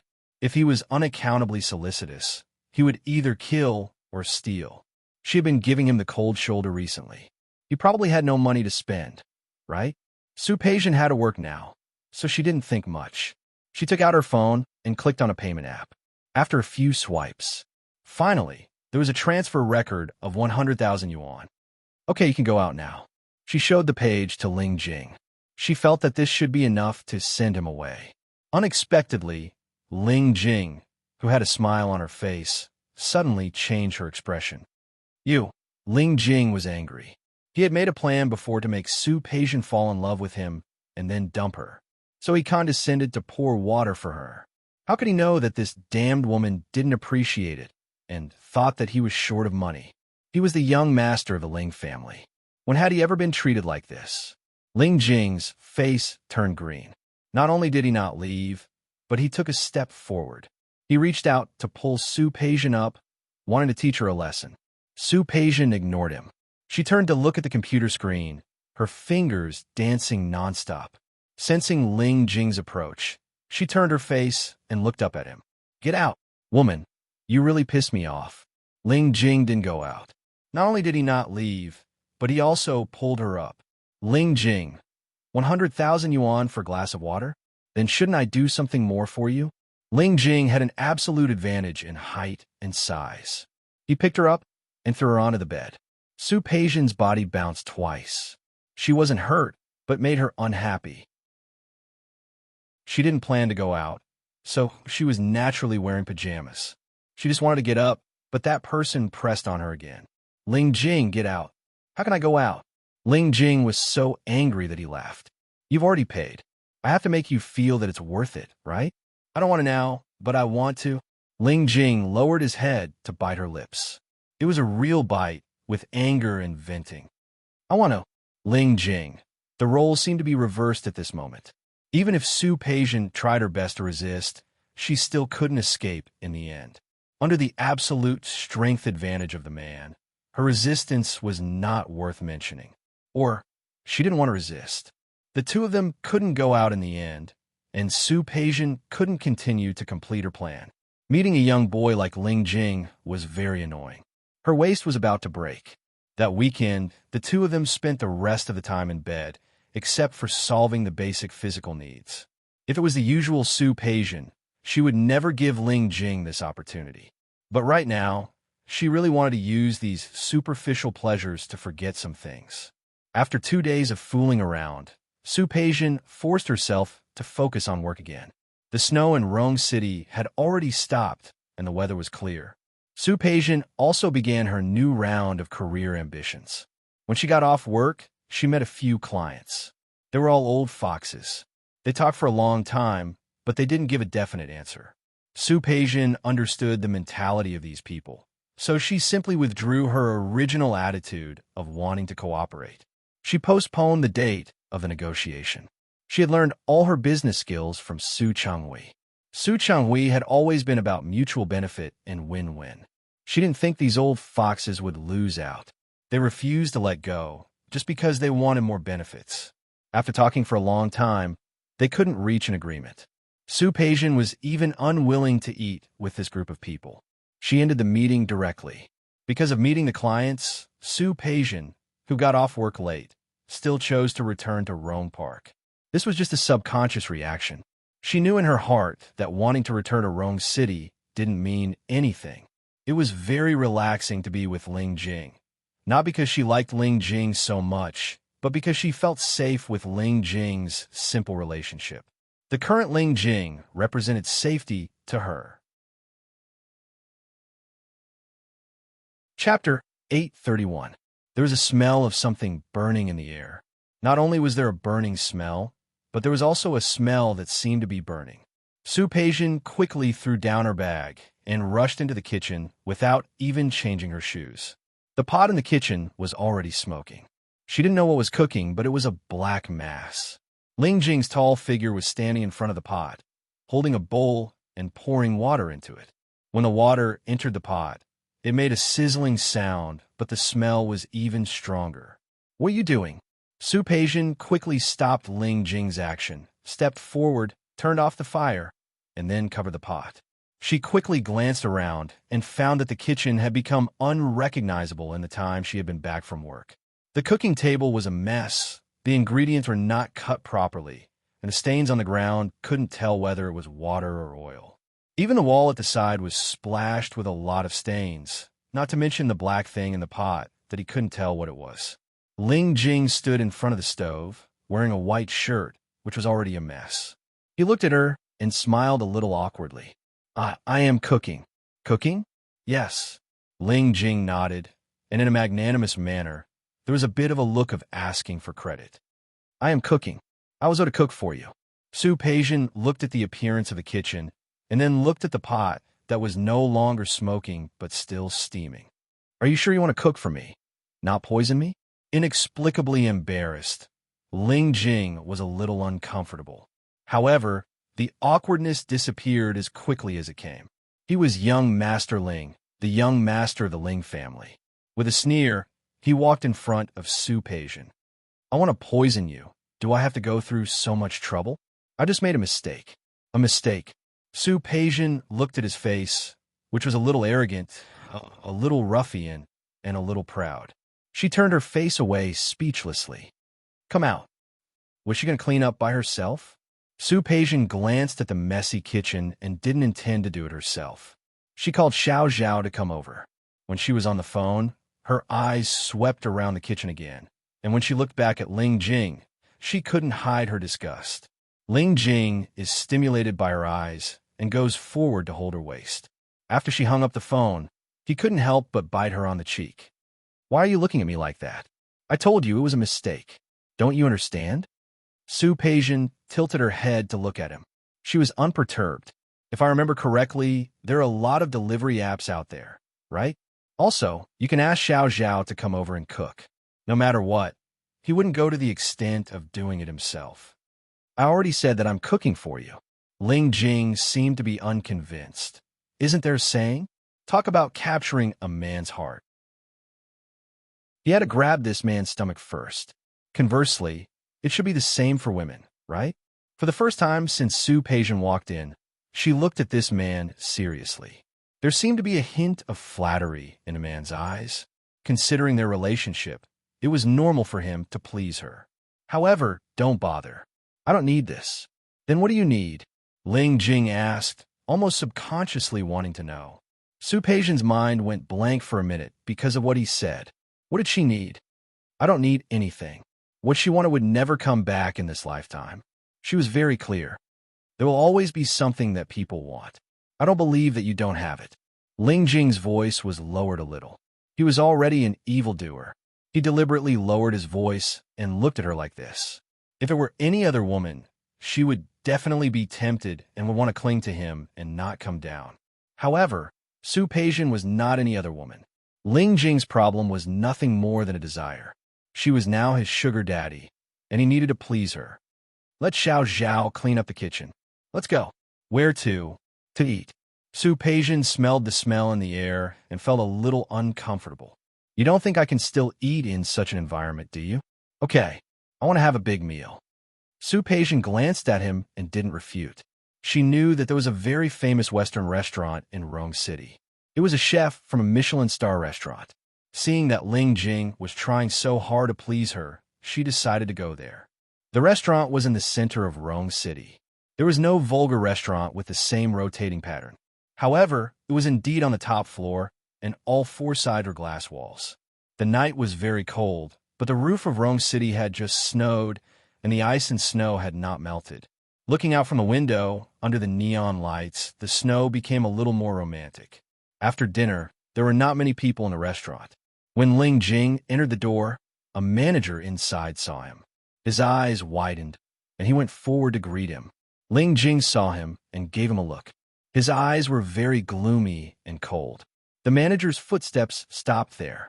Su Peijian followed Ling Jing's gaze to the manager and found that his face was a little pale. Do you know him? No, Ling Jing answered quickly. It's my first time here. He lied without changing his expression, and Su Peijian did not doubt him. The two of them sat down by the window.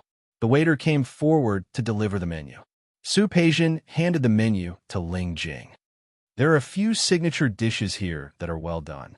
Their Italian food is quite authentic. She had been to Italy and tasted the authentic local cuisine. In comparison, the taste of this restaurant was really good. After the two of them ordered, the manager disappeared. Ling Jing breathed a sigh of relief. The game had not started yet. If someone recognized him and Su Peijian found out, they would not be able to continue playing. The dishes were soon served. The moment Su Peijian picked up the knife and fork, she glanced at Ling Jing and suddenly found that the other party's posture was very standard. She did not start eating, but just looked at Ling Jing for a while. Ling Jing raised his head under her gaze. What's wrong? Have you learned Western food etiquette? It was not unusual to have eaten Western food, but she could see that Ling Jing's movements were very standard. This kind of standard should not appear in such a gangster. Li Qinxue had specially hired a teacher to teach her etiquette, whether it was Western food or Chinese food etiquette.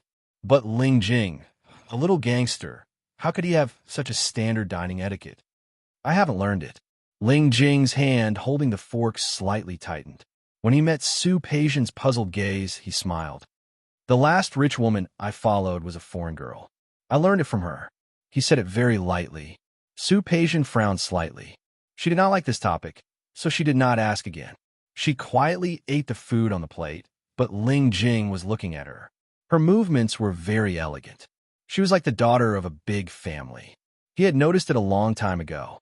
But now, looking at her, wearing a simple business suit, sitting in this Western restaurant, it gave people the feeling that she was a princess, but a princess who was down and out. Ling Jing thought about his thoughts today. He originally wanted to move Su Peijian. This trick did not seem to work now. He could only think of other ways. Su Peijian did not know what Ling Jing was thinking. She enjoyed the rare relaxation in front of her.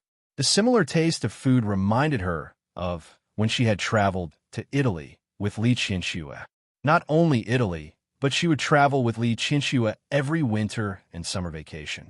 They had been to many places. There was Su Yusin, the mother and son, from America to Europe, leaving their own footprints in many countries. Su Peijian's face was slightly pale as she stopped thinking. No matter how beautiful the memories were, they were all in the past that could not be returned. Ling Jing was sensitive to the fact that Su Peijian, who had been fine before going out, looked a little ugly after returning home after dinner. She went into the study almost as soon as she entered the door. He did not understand what went wrong, but at night, he tormented her slender body even more intensely. Since he could not think of other ways to please Su Peijian and make her fall in love with him, he would continue to let her indulge in his body and skills. Su Peijian was indeed particularly enthusiastic that night. It was said in books that when a woman's body was at its climax, it would go blank and forget to think. And such a short period of blankness was very suitable for her, biting, scratching, and entangling. As her consciousness soared, Su Peijian looked at Ling Jing's enchanting face. Yes, this man did have the capital to seduce people. At least, she was very satisfied with his body and skills. Her occasional absent-mindedness always caused Ling Jing deeper dissatisfaction. He bit down hard on her neck, making her completely immersed in it. She thought in a daze that it was still a little bad. Not obedient enough, not submissive enough. Next time, she must make it clear to him not to leave any traces on her body. No traces should be left. This was a typical kind of egoism. In a relationship, she did not want the other party to leave any traces, so that she could leave at any time. And would she be able to do as she wished? Only God knew. Su Peijian looked at herself in the mirror. Her complexion looked good. This week, she returned to Rhone Garden every day. She worked hard during the day and relaxed at night. After a few days, although she occasionally felt tired, it did give people a much better feeling. In private, she was willing to admit that Ling Jing was a good bed partner. After all, a man with a good appearance and a good life could indeed make people feel satisfied and fully relaxed. However, that was all. Her heart was too empty, and she could only rely on the shallow happiness of her body to fill it. Her phone rang. It was Xiang Kaiping. Xiang Kaiping asked her to go home for the festival. Tomorrow was the Lantern Festival. Su Peijian realized that she hadn't been home for a few days. She did not refuse and promised Xiang Kaiping that she would go home for dinner. She decided to accompany her for 2 days. When she hung up the phone, Ling Jing came in. He saw her sitting in front of the dresser and put his arms around her waist. He had just brushed his teeth, and there was a faint mint smell on his body. He was not wearing a shirt, and his chest muscles were strong and muscular. Su Peijian was not in the mood to appreciate his deliberately showing off. These days, she had been crazy enough with Ling Jing. She pushed him away. She got up to get her clothes. These days, Ling Jing had been tossing and turning at night. It could be considered crazy. From the look in his eyes, she knew that he was up to no good. Su Peijian was not in the mood to do it again, so she gently pushed him away. "I'm going out. Get out of my way." She thought that she might need to rest. It was true that he looked good, but it was also true that his waist was sore. The man was in the prime of his life and full of energy. She really couldn't take it anymore. "Where are you going?" It was the weekend. Shouldn't they spend the day in bed? Ling Jing kissed her neck and hugged her again, not intending to let go. "Does it have anything to do with you?" Su Peijian said ruthlessly. She pushed him away without a care and got up to pick out clothes in front of the wardrobe. Ling Jing came forward again and locked her between the wardrobe and his chest. "How can it have nothing to do with me? It's such a good weekend, and the weather is good. Don't you think we can do something more interesting?" "I don't think so." She hadn't been home for several days. If she didn't go back, Xiang Kaiping would think too much. "But I think." Ling Jing lowered his head and wanted to kiss her again, but she avoided him. Her face darkened slightly. Obviously, she didn't like Ling Jing like this. "Ling Jing, I hope you understand that I have my own things to do. Get out of my way." "What if I don't?" Ling Jing looked at her half-open chest. The snow-white skin made his eyes darken a little. "What do you think?" Ling Jing was not the only one with a youthful and beautiful body. If he asked too much, or always liked to push his luck, Su Peijian believed that she would replace him without hesitation. Her eyes were slightly cold. Ling Jing stared at this woman and felt a toothache. In the past week, he could feel how passionate this woman was in bed. However, the more passionate she was in bed, the colder she was when she got out of bed. She was obviously the same person. How could she have two faces? They worked together seamlessly in bed. She was passionate, proactive, and sometimes even crazier than him. But it was only limited to bed. Once she got out of bed, this woman would immediately turn against him. Ling Jing stared at the cold expression on Su Peijian's face. He leaned over and bit her lips not too lightly or too heavily. He didn't use much force. Su Peijian was in pain and pushed him away. Enough. Su Peijian didn't have much patience. Move aside. I'm going to put on my clothes. She turned around and picked out the clothes to wear. She didn't avoid Ling Jing, who was standing beside her. She took off her nightgown and was about to put on her clothes. Ling Jing looked at her movements and became more and more angry. He threw the clothes in her hands aside and picked her up. What? So heartless? You're going to throw me away after using me? There was a trace of imperceptible anger in his tone. Su Peijian heard it, but she didn't understand. Ling Jing, are you mistaken about something? First, she hadn't thrown him away yet. Second, the two of them didn't seem to be in that kind of relationship. Before she could say anything else, Ling Jing had already thrown her onto the bed. I didn't get anything wrong. He pressed down on her and restrained her hands and feet. But if you want to leave today, you have to satisfy me first. Chapter 832. Ling Jing, let go of me. This time, Su Peijian's scolding didn't have any effect. There was a fire in Ling Jing's heart. An uncontrollable anger made his soul angry. I'll let go of you when I'm done. In the end, Su Peijian wasn't stronger than Ling Jing and let him have his way. She heard him whisper, do it once. If you can get out of bed, I'll let you go. She closed her eyes and let him be. Ling Jing kept his promise and only did it once. The moment Su Peijian got off the bed, she clearly felt that her legs were weak, as if she could barely stand. She didn't look at Ling Jing. She didn't even think about cleaning herself up. She just cleaned up, put on her clothes, and left. She made a decision in her heart. Ling Jing didn't know what to do. It seemed that she needed to give him the cold shoulder for a while. Ling Jing didn't expect that this damned woman could leave without hesitation after he worked so hard. Good. Really good. That was great. Damned woman. Just you wait. Ling Jing's mind went through at least 100 ways to make that woman die. But in the end, his stubbornness came back. He didn't believe that his invincible charm would be defeated by Su Peijian, and he didn't believe that that woman could always be cold. This way wouldn't work. He could take another way. If that woman easily took the bait and fell in love with him, what was the point? The more it was like this, the more challenging it would be. You don't love me? It's okay. I'll find a way to make you fall in love with me one day. I'm going to waste my time with you. I don't believe that I, the young master of the Ling family, can't handle a woman. Su Peijian, we'll see. Su Peijian went home to spend the Lantern Festival with Xiang Kaiping. Xiang Kaiping wasn't good at business, but she lived a good life at home. She was good at cooking.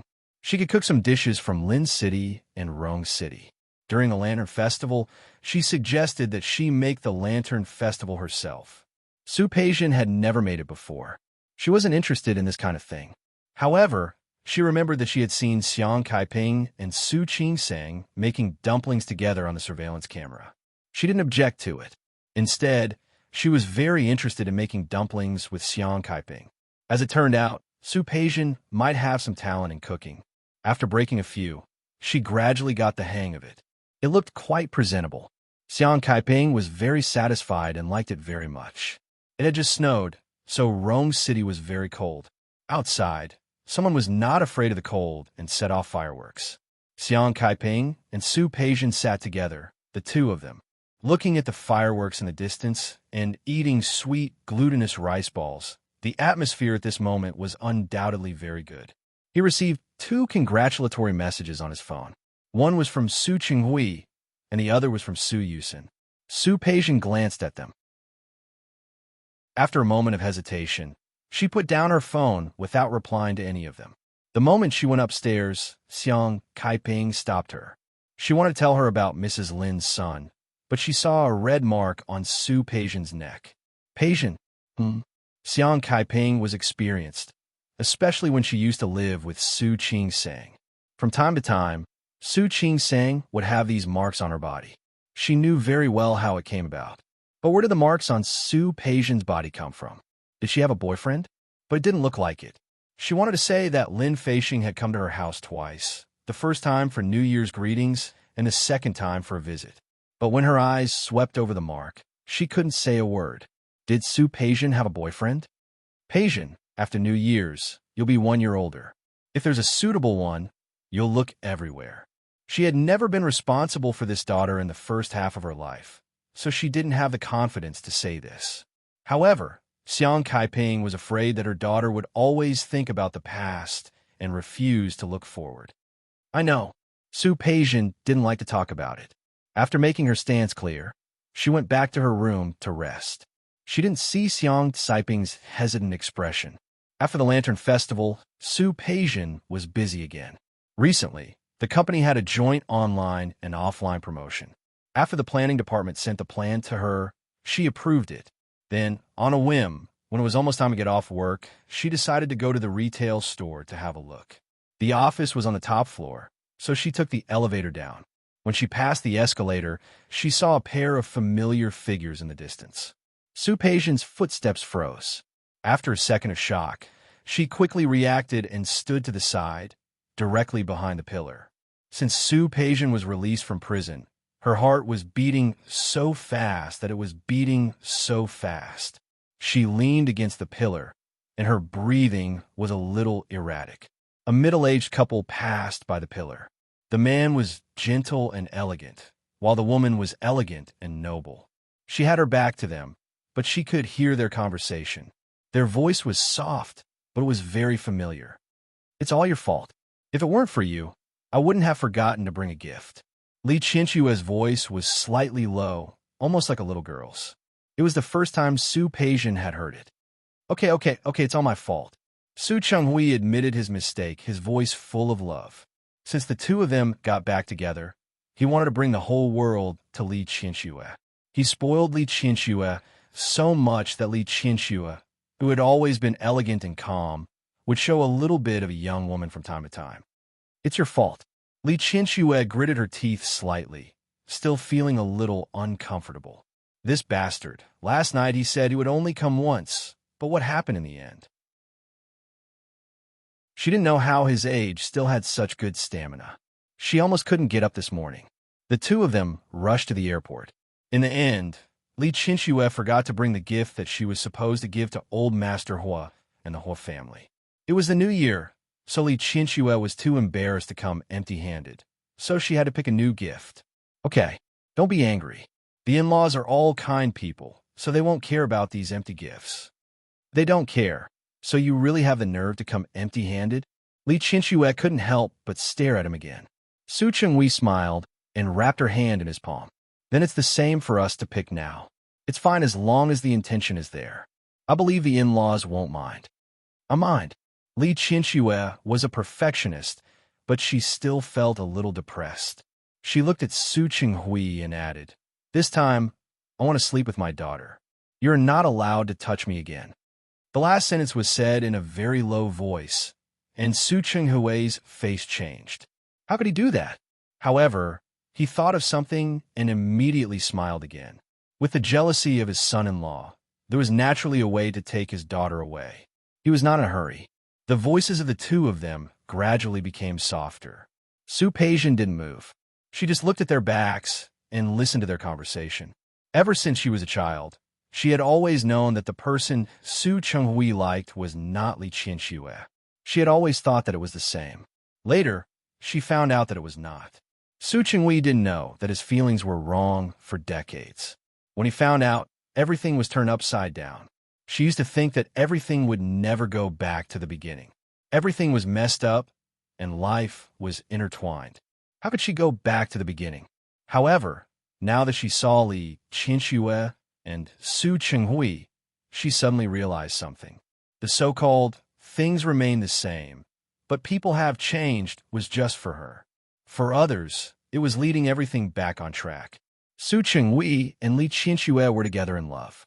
Su Qingsang became the daughter of the Su family and married into the Hua family as the wife of the president. It was as if everything had returned to the original and had never changed. However, her life had long changed beyond recognition, and she could never go back to the beginning. It turned out that she was the mistake. Wrong birth, wrong exchange. From beginning to end, her life seemed to have become a joke. How ridiculous and absurd was it? Su Peijian closed her eyes. Her heart, which had once been empty, was even emptier now. She looked at the crowd coming and going. It was very lively. There were couples, families, and sisters. She was the only one alone. Ling Jing took some time to deal with some business that he had to handle. He originally wanted to go back to the house, but for some reason, he went back to Rhone Garden. That woman didn't call him, nor did she send him a message. After leaving the day before yesterday, she went missing again. That damned woman, she really didn't take him seriously at all. He thought bitterly that he needed to come up with a plan to make that woman fall in love with him. He was going to go to that woman's place and look through all her secrets again. He didn't believe that he couldn't find that damned woman's weakness. He entered his fingerprint and entered the house. There was a smell of alcohol in the air. Ling Jing was stunned for a moment and looked at the woman sitting in the living room. She was wearing a Chanel suit, but at that moment, she was sitting on the ground without a care for her image. There were a few bottles of wine on the coffee table. 2 of them were already empty. He entered the house, but Su Peijian acted as if she didn't see him. She poured herself another glass of wine. She drank it in one gulp. Ling Jing could see that there was something wrong with this woman today. When he saw that Su Peijian was about to pour more wine, he stepped forward and snatched her glass away. "Give it to me." Her tone was gloomy, and her expression was cold. She was colder than the first time he met her. She was like a freezer, and within a 5-meter radius, there was only cold air released by her. "What's wrong? Something on your mind?" Ling Jing didn't want to give her the glass, so he wanted to find this woman's weakness. This woman was like this. TSK, someone handed her a pillow when she wanted to sleep. Su Peijian's reaction was to glance at him, take the wine bottle, and drink it directly. Ling Jing was stunned for a moment. Then he tried to snatch the wine bottle from Su Peijian's hand again. "Are you crazy? Drinking like this? Do you want to die drunk?" All the wine on the table was hard liquor. "Does it have anything to do with you?" Su Peijian looked at him as if she was looking at an object. Ling Jing gritted his teeth, put the wine bottle and glass heavily on the coffee table, and pulled her up. He held her waist and stared at her face gloomily. Chapter 833. It has nothing to do with you. Go away. Su Peijian pushed him away forcefully, took a step back, and fell onto the sofa. She went for the wine again. Ling Jing grabbed his hand, and he pulled her up again. "Didn't I tell you? How can it have nothing to do with me?" Ling Jing grabbed her tightly, not giving her a chance to break free. A day as husband and wife means 100 days of love. We've slept together for so many days. What? You can't tell me? Husband and wife? Gratitude? Su Peijian looked as if she had heard a joke. Her eyes were full of mockery, and because of the alcohol, her face was very red. At this moment, she was in a bad mood and did not want to suppress her emotions. She raised her hand and gently tapped Ling Jing's chest. "What are you talking about? You're here to talk about gratitude? Aren't you just a gigolo? I don't want to see you now, and I don't want to talk to you either. Get lost." Ling Jing has never been disgraced by anyone in his life. It was Su Peijian who had humiliated him over and over again. He was so angry that he lowered his head to kiss her. Su Peijian was so angry that she raised her hand to slap him, but someone grabbed her hand. Su Peijian tried a few times, but failed to pull her hand back. "I'll say it again, get lost. I don't want to see you." Ling Jing grabbed Su Peijian's hand and couldn't hide the anger on his face. Damn woman. She didn't know when she first came, but now she wanted to slap him? But this woman, this damned woman. They had repeatedly challenged his bottom line. He grabbed her arm tightly and made her look at him. "That's enough. Su Peijian, who provoked you? Why don't you attack the person who provoked you? Why are you attacking me? Fine, you don't dare to make a move, do you? Tell me who provoked you, and I'll help you teach that person a lesson. Tell me. Su Peijian finally looked Ling Jing in the eye. Ling Jing, get lost. Ling Jing was furious. He had never been so angry in his life. This woman simply didn't know how to appreciate kindness. He grabbed her hand and led her outside. Su Peijian was dragged by him. She staggered and almost fell. She tried hard to pull her hand away, but the difference between men and women was reflected at this moment. She couldn't pull it away. What are you doing? Let me go. She wanted to kick him, but that would make her body lose balance. With alcohol and anger, her voice was a notch higher than usual. Ling Jing, you bastard, let me go. Ling Jing directly dragged her out of the door. Before going out, she did not forget to take Xianguan's coat. As soon as she stepped out of the door and lost the protection of the heater, Su Peijian's body shrank. Ling Jing threw the down jacket on her. Ling Jing, you lunatic. Su Peijian wanted to enter the door again, but Ling Jing did not give her a chance. He closed the door and led her to the direction of the elevator. Woman, do you want to get drunk? What was the point of getting drunk? Come on, if you want to drown your sorrows in alcohol, why don't I bring you to play something more exciting? Lunatic. The moment Su Peijian stepped into the elevator, she shook off his hand and took a step back. Who says I'm drowning my sorrows in alcohol? I just want to drink. Really? Ling Jing took a step forward and stood in front of her. She stared at her face, and her eyes were full of malice. Since that's the case, do you dare to go with me? I promise that my method is 100 times more effective than letting you simply drink. Su Peijian did not want to talk to him at all. After drinking, the wind blew, and she was about 50 to 60% sober. She put on the down jacket, looked at Ling Jing coldly, and pressed the elevator button. Get out of the way, I want to go back. Ling Jing completely ignored her. The elevator went down to the underground parking lot, and he grabbed her wrist and led her to his car. Sure enough, it was the familiar Cadillac that had been parked here for a long time. After getting into the car, Su Peijian stopped running. She seemed to be sober, but not sober. She seemed to be drunk, but not drunk. The emptiness in her heart was still there, and the feeling of her body was still there. The feeling of loss, emptiness, and the discomfort of her life being turned upside down was still there. She closed her eyes and emptied her mind. She did not see, did not listen, did not feel. The car drove out of the underground parking lot like an arrow. In such cold weather, the black shadow of the car shuttled through the streets and alleys of Rome City. Su Peijian felt it, but she did not open her eyes. The car stopped, and she still closed her eyes. The person beside her got out of the car, but she did not move. Being drunk was also a way to numb oneself, and emptying one's mind was also a way to numb oneself. She was fearless. Without people and things to care about, the heart would become unprecedentedly strong, and it would also become extremely empty and lost. There seemed to be a lot of voices around her, but she did not open her eyes. She was not curious, nor did she care. She did not want to know where Ling Jing brought her and what he brought her here for. About 10 minutes passed, or maybe 20. The car door on her side was opened, and the cold wind poured in. Her body instinctively shrank. In the next second, she was dragged out of the car. She finally opened her eyes and finally saw the environment she was in.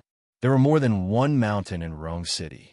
She knew this place, but she had never been there. There were many people standing on both sides of the winding mountain road. These people were not afraid of the cold on such a cold day. There were men and women, and it was very noisy.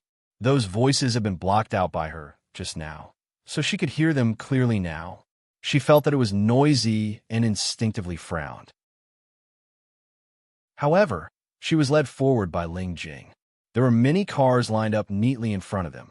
At a glance, all of them were luxury cars. Ferrari, Lamborghini, Maybach, Porsche, Aston Martin, Bugatti Veyron. When Ling Jing held Su Peijian's hand and entered the car, someone blew a whistle. Ling Jing glanced over, and the man made a zipping motion with his mouth. Soon, someone came over and put a car key in Ling Jing's hand. Ling Jing glanced at Su Peijian and asked, "Are you afraid?" Su Peijian's state at this moment was empty, and her thoughts were also empty. Ling Jing's words made her come back to her senses a little, but she gave him a cold look. There was no trace of emotion in her extremely cold eyes. It seemed to be saying, "Why would I, Su Peijian, be afraid? It's good that you're not afraid." Ling Jing took the car key and walked to one of the white Aston Martin. He opened the door and gestured for Su Peijian to get in. Su Peijian finally had a little emotional reaction. She looked at Ling Jing and then at the mountain road in front of her. She retracted her gaze and met Ling Jing's eyes. "You want to play this?" "Yes." "Do you dare to get in?" Su Peijian glanced at him, and her eyes were still empty. There was no emotion in them, and there was no emotion. She opened the car door and got in. Ling Jing also got in the car. The noise around them seemed to have gotten even louder. Whistles, jeers, and cheers could be heard everywhere. People got into the cars around them one after another. The sound of the engine continued. Su Peijian glanced at Ling Jing. He didn't take any protective measures, and neither did she. "Woman, if I win today, this car will be mine." Ling Jing suddenly approached her and stared into her eyes. "Do you think I can win?" Su Peijian refused to answer such a question. She was still in a state of refusing to receive any information at this time. Ling Jing didn't give up and moved closer to her. At the same time, he fastened her seatbelt. "Tell me, do you think I can win today?" "No." Su Peijian didn't intend to save Ling Jing's face at all. Ling Jing looked at Su Peijian, who looked as if her soul had flown out of her body, and nodded. Ling Jing knew that she was not sober yet, but he wanted Su Peijian to be half drunk like this. "Okay, if I don't win today, I'm not Ling Jing." Su Peijian didn't look at him at all. Her eyes swept forward. On such a cold day, there was also a girl dressed very skimpily standing there. She waved 2 small flags in her hands. People kept whistling and cheering. The girl stood on the side and waved the small flag in her hand vigorously. The roar of the engine continued, and the car drove away like an arrow. Before Su Peijian could react or prepare, the car had already rushed out toward the mountain road. Her body fell back because of such a momentum. Even if Su Peijian didn't want to, even if she kept forcing herself to empty her mind, it didn't work. The car kept moving forward and constantly accelerating. In extreme speed, it was easy for people to feel weightless. Not to mention that they were on a mountain road now. Every turn and every acceleration would make people feel uncomfortable. Su Peijian, who was originally in a daze, had to return to her body. She watched Ling Jing drive the car skillfully overtaking one car after another. She could drive herself, but she never drove fast. One was habit. Whether it was Su Changhui or Li Qianxue, they were both people who followed the rules and cherished their lives. She was the same. Some habits were inherited. Right now, the car seemed to be flying toward the top of the mountain. The winding mountain road was full of curves and narrow roads. Su Peijian pressed her body tightly against the car's seat behind her. She turned to look at Ling Jing, but at this moment, Ling Jing was no longer the person she had thought he was. His eyes were like a cheetah in the dark, or like a goshawk on a cliff. She knew that since the Speed series of movies became popular in China, many people liked the feeling of speeding like this. Everyone thought that they were Paul or Vin Diesel. But in fact, not everyone could be Paul or Vin Diesel. Su Peijian's body was very uncomfortable. She didn't like this feeling at all. She wanted to speak, but the car drove past a bend at this moment. A car behind them was about to catch up. She saw Ling Jing's calm face. He didn't look back at all, stepped on the accelerator, and turned the steering wheel. Su Peijian thought that she was flying, and the car was almost flying, but fell again. The sudden feeling of weightlessness wasn't good, not to mention that the car was still moving forward, rushing forward. Ling Jing, are you crazy? The mountain road was not steep, but it was definitely not flat. The car kept rushing forward, and Su Peijian almost wanted to rush down the mountain with her. Ling Jing, stop right there. Chapter 834. Ling Jing wanted to die, but she didn't. Su Peijian was about to lose her temper. The drunkenness caused by the wine she had drunk before was gone. Ling Jing had completely ignored her at this time. In such an environment, a slight distraction would cause them to lose. There is a relatively large empty field at the top of the mountain. They turned here and went down the mountain. They would only win if they finished the whole journey. However, when they went down the mountain, there would still be cars on the mountain road. It would be chaos, and there would be danger at any time. Su-Peijian didn't know who came up with this idea.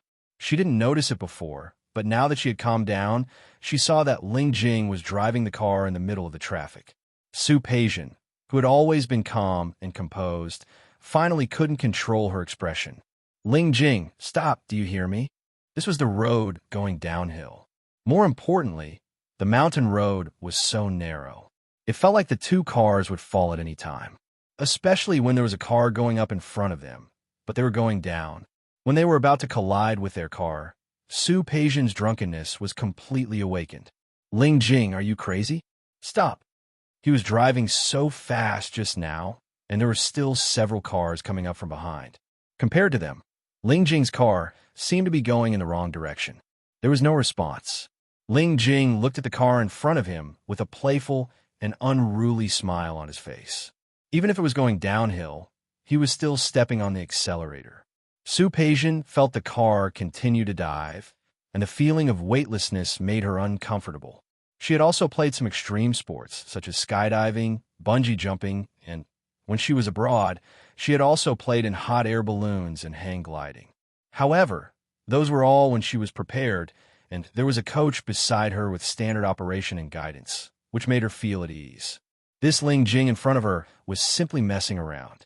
In the end, Su-Peijian couldn't stand it anymore. She pressed her body against the car's seat, raised her hand to grab the seat belt tightly, and closed her eyes. She felt her body continue to go down and down with the car. After an unknown period of time, the car finally stopped. It was very noisy, and she could hear the noise through the car door. There were whistles and cheers and a lot of noise. Su-Peijian naturally didn't like such an environment. She sat in the car and tried her best to endure the discomfort she had just experienced. We're here. The sound in her ears made her feel real, and she was really sure that the bastard Ling Jing had stopped the car. Her legs were a little weak, and the noise around her made her face even paler. Ling Jing unbuckled her seatbelt and turned around to look at her. There was an arrogant smile on her face. First, how was it? My skills are not bad, right? With a pa sound, Ling Jing's face was slapped. His eyes widened as he stared at Su-Peijian. His good mood from winning the competition had completely dissipated. He pointed at Su-Peijian, his eyes almost spitting fire. You damned woman! How dare you hit me? That's exactly what I'm going to do. Su-Peijian's drunkenness had completely dissipated. Withdrawing from the feeling of almost facing death, she stared at the person in front of her. Ling Jing, it's your own business if you want to die. I don't want to die. After saying this, she got out of the car without looking back. The night wind was extremely cold. Su-Peijian pulled her clothes closer to her body. She didn't even look at the gazes on her, nor did she look at the people around her. She walked directly through the crowd and went outside. Ling Jing got out of the car with a slap mark on his face. If it weren't for the fact that it was too late at night, others would definitely be able to see it. Some people recognized him and wanted to come over to say hello, but they were all blocked by his cold eyes. Su-Peijian walked very fast. She was dragged out by Ling Jing, and she was wearing the high heels she had worn to work today. Even so, she couldn't delay her footsteps at all. She walked very fast. The people behind her gradually became farther and farther away. Slowly, she walked to the road outside the mountain road. The night wind blew, and her feet gradually gained strength. She had regained her senses. The Cadillac stopped beside her. Ling Jing got out to take her hand.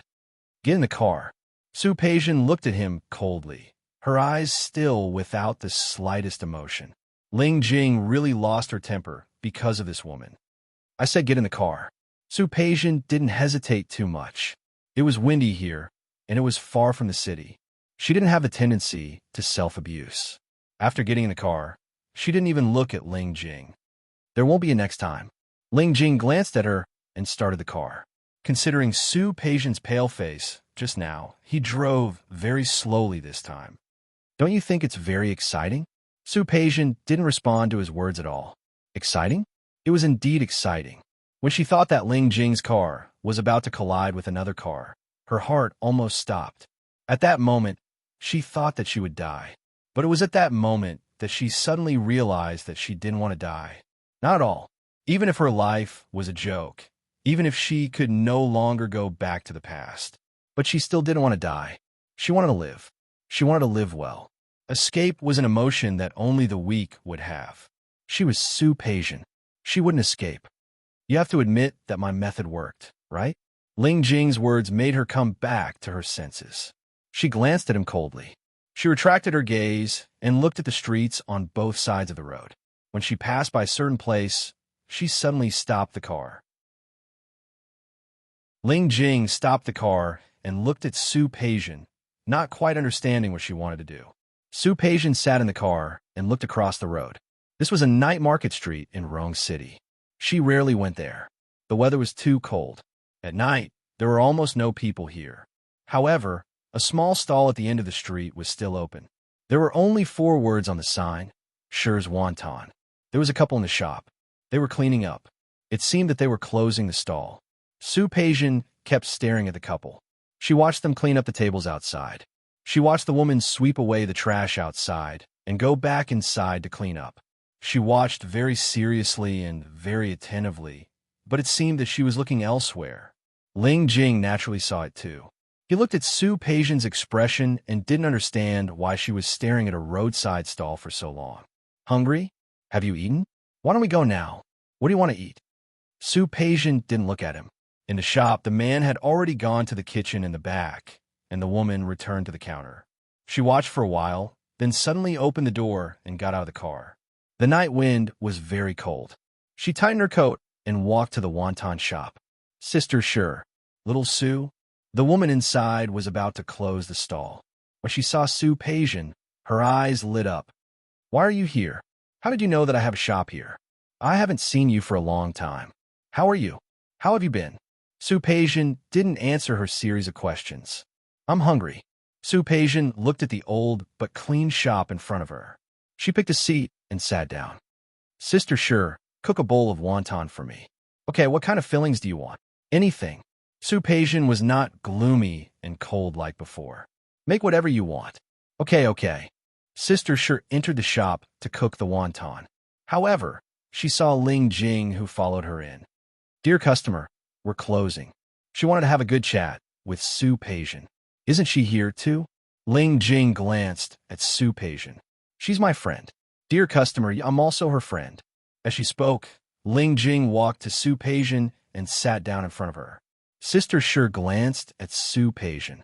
Seeing that she didn't refute, she asked, Sir, what kind of fillings do you want? Anything is fine. I'll eat whatever she eats. Sister Shi didn't ask anymore. She went into the kitchen and said something. A man's voice could be heard from inside the kitchen. Sister Shi took out the utensils and placed them on the table. Little Su, do you want some wine? Or a drink? Give me a bottle of water. Su Peijian had just drunk some wine, so she didn't feel like drinking anymore. Okay. Sister Shi took the wine away. She brought 2 bottles of water over. Little Su, how have you been lately? This is the first time I've seen you since you came out. I've really missed you. I just don't know where to find you. Pretty good. Su Peijian's tone was indifferent, without much enthusiasm. She had always been like this, so Sister Shi wasn't angry. I really have to thank you back then. If it wasn't for you, Sister Shi, let's not talk about the past. Yes. It's all in the past. Let's not talk about it. Sister Shi glanced at Ling Jing. She thought that Su Peijian was too embarrassed to talk about it, so she didn't say anything. But she couldn't help it. It was fate that they could meet people like them. Is this your boyfriend? Was there a palm print on this man's face? Maybe she saw it wrong. It was the wind. No. Su Peijian's voice was indifferent. A friend. Sensing that Ling Jing's expression wasn't too good, Su Peijian didn't want to pay attention to her. She just looked at Sister Shi and asked, How's Sister Shi recently? You look good. It's not bad. After I came out, I told my husband and opened this shop. Business is good. It's close to the school. So many students come here to eat. Okay. Su Peijian drank the water and replied lightly. That's good. She wasn't very enthusiastic, but she didn't stop Sister Shi from continuing. She was in the mood again. I miss you guys so much. I even went back to visit them once. After Xiao Zhao came out, I heard that he went back to his hometown. That Zhang Hong divorced her husband. Now she's living alone with her child. And that sister Zhou, she didn't speak quickly. Su Peijian was a little confused and a little lost. In the past 2 years, she, the daughter of a rich family, had met many people. They were people that she wouldn't have crossed paths with in the first half of her life. She never thought that one day she would sit in such a small roadside shop and eat such ordinary wontons. Sister Shi's husband had already cooked the wontons. She called out from inside, and Sister Shi answered and went to serve the wontons. She brought out 2 big bowls on a tray. They had just come out of the pot and were still steaming. Su Peijian looked at the bowl of wontons with chopped green onions floating on top. She didn't eat green onions in the past. Not only did she not eat green onions, but she also didn't eat many things. The Su family chef knew that every time she didn't like it, he would specially pick it out. But ever since she went in, she realized that there was no such thing as eating or not eating. But it wasn't to that extent. A place like prison wouldn't care about your thoughts and feelings. She could only adapt and get used to it by herself. She picked up the spoon beside her, scooped up a wonton, and slowly put it in her mouth without looking at Ling Jing. The taste was average, not as good as the ones made by the chef at home. But at this moment, she felt that it was very delicious. On a cold night like this, when she thought she was going to die, but then she came back to life. How is it? Although Sister Shi knew that Su Peijian was like her, she also knew that she was different from her. She could tell from her time in prison that she was a cultured person. She was educated and had a good temperament. She looked at Su Peijian nervously, afraid that she would say that it wasn't delicious. It's very delicious. Su Peijian smiled at Sister Shi and didn't say anything else. She didn't have the habit of talking while eating. Ling Jing didn't say anything. He just looked at Su Peijian. Looking at her sitting in such a simple shop, it gave people the feeling that they were in a certain 5-star hotel. He didn't need to ask.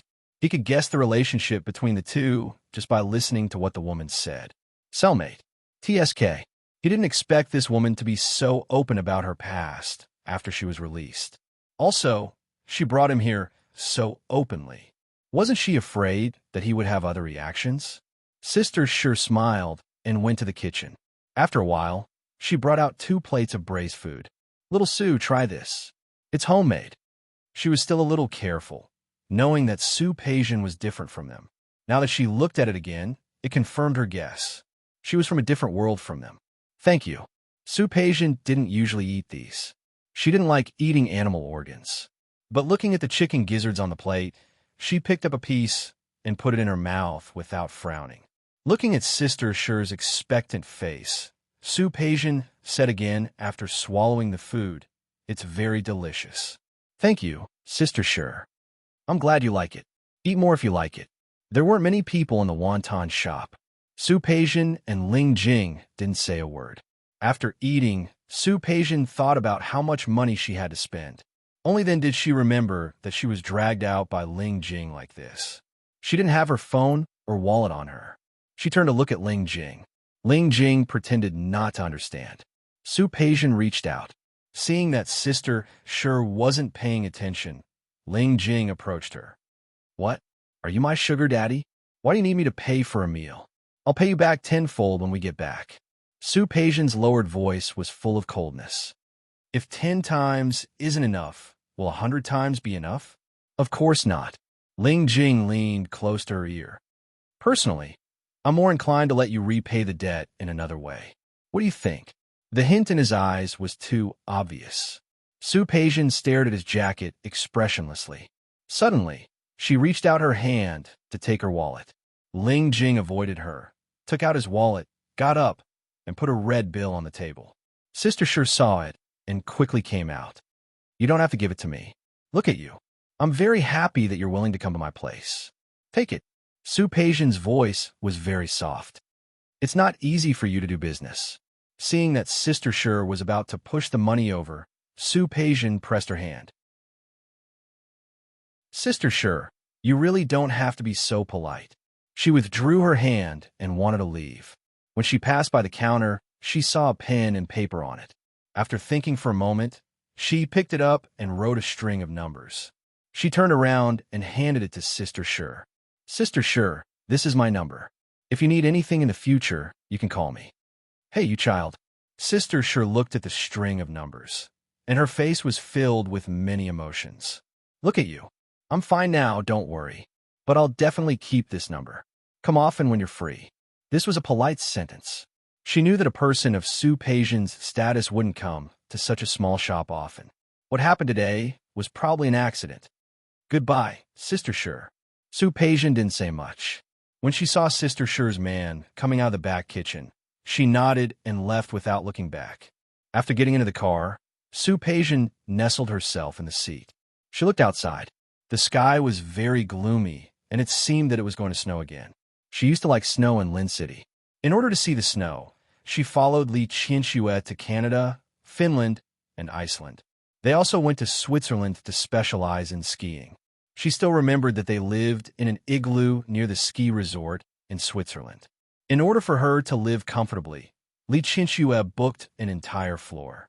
Every day, she would wake up naturally and then go skiing with Su Yusin and Lee Chinchue. They would take the cable car to see the scenery of the snowy mountains. It snowed in Rome City every year. After seeing it twice in prison, she realized that there was actually nothing to see in the snow. What could make people feel beautiful were people. It was the people who were by her side at that time. Ling Jing looked at her and wasn't in a hurry to start the car. He turned around and moved closer to her. Can't bear to? Do you want to go in and sit for a while? Sue Paisian turned her face to look at him and said expressionlessly, Drive. What? Are you ordering me around as a chauffeur again?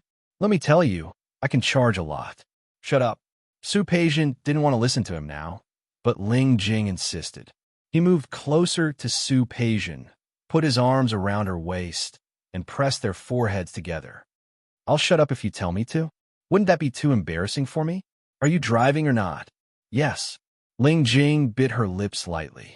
Looking at the blush on the woman's face, he stepped back. Woman, remember, you owe me twice. Sue Paisian ignored him. She just stared out of the car window. Back at Rhone Garden, Sue Paisian went to take a shower. In the middle, Ling Jing squeezed into the bathroom.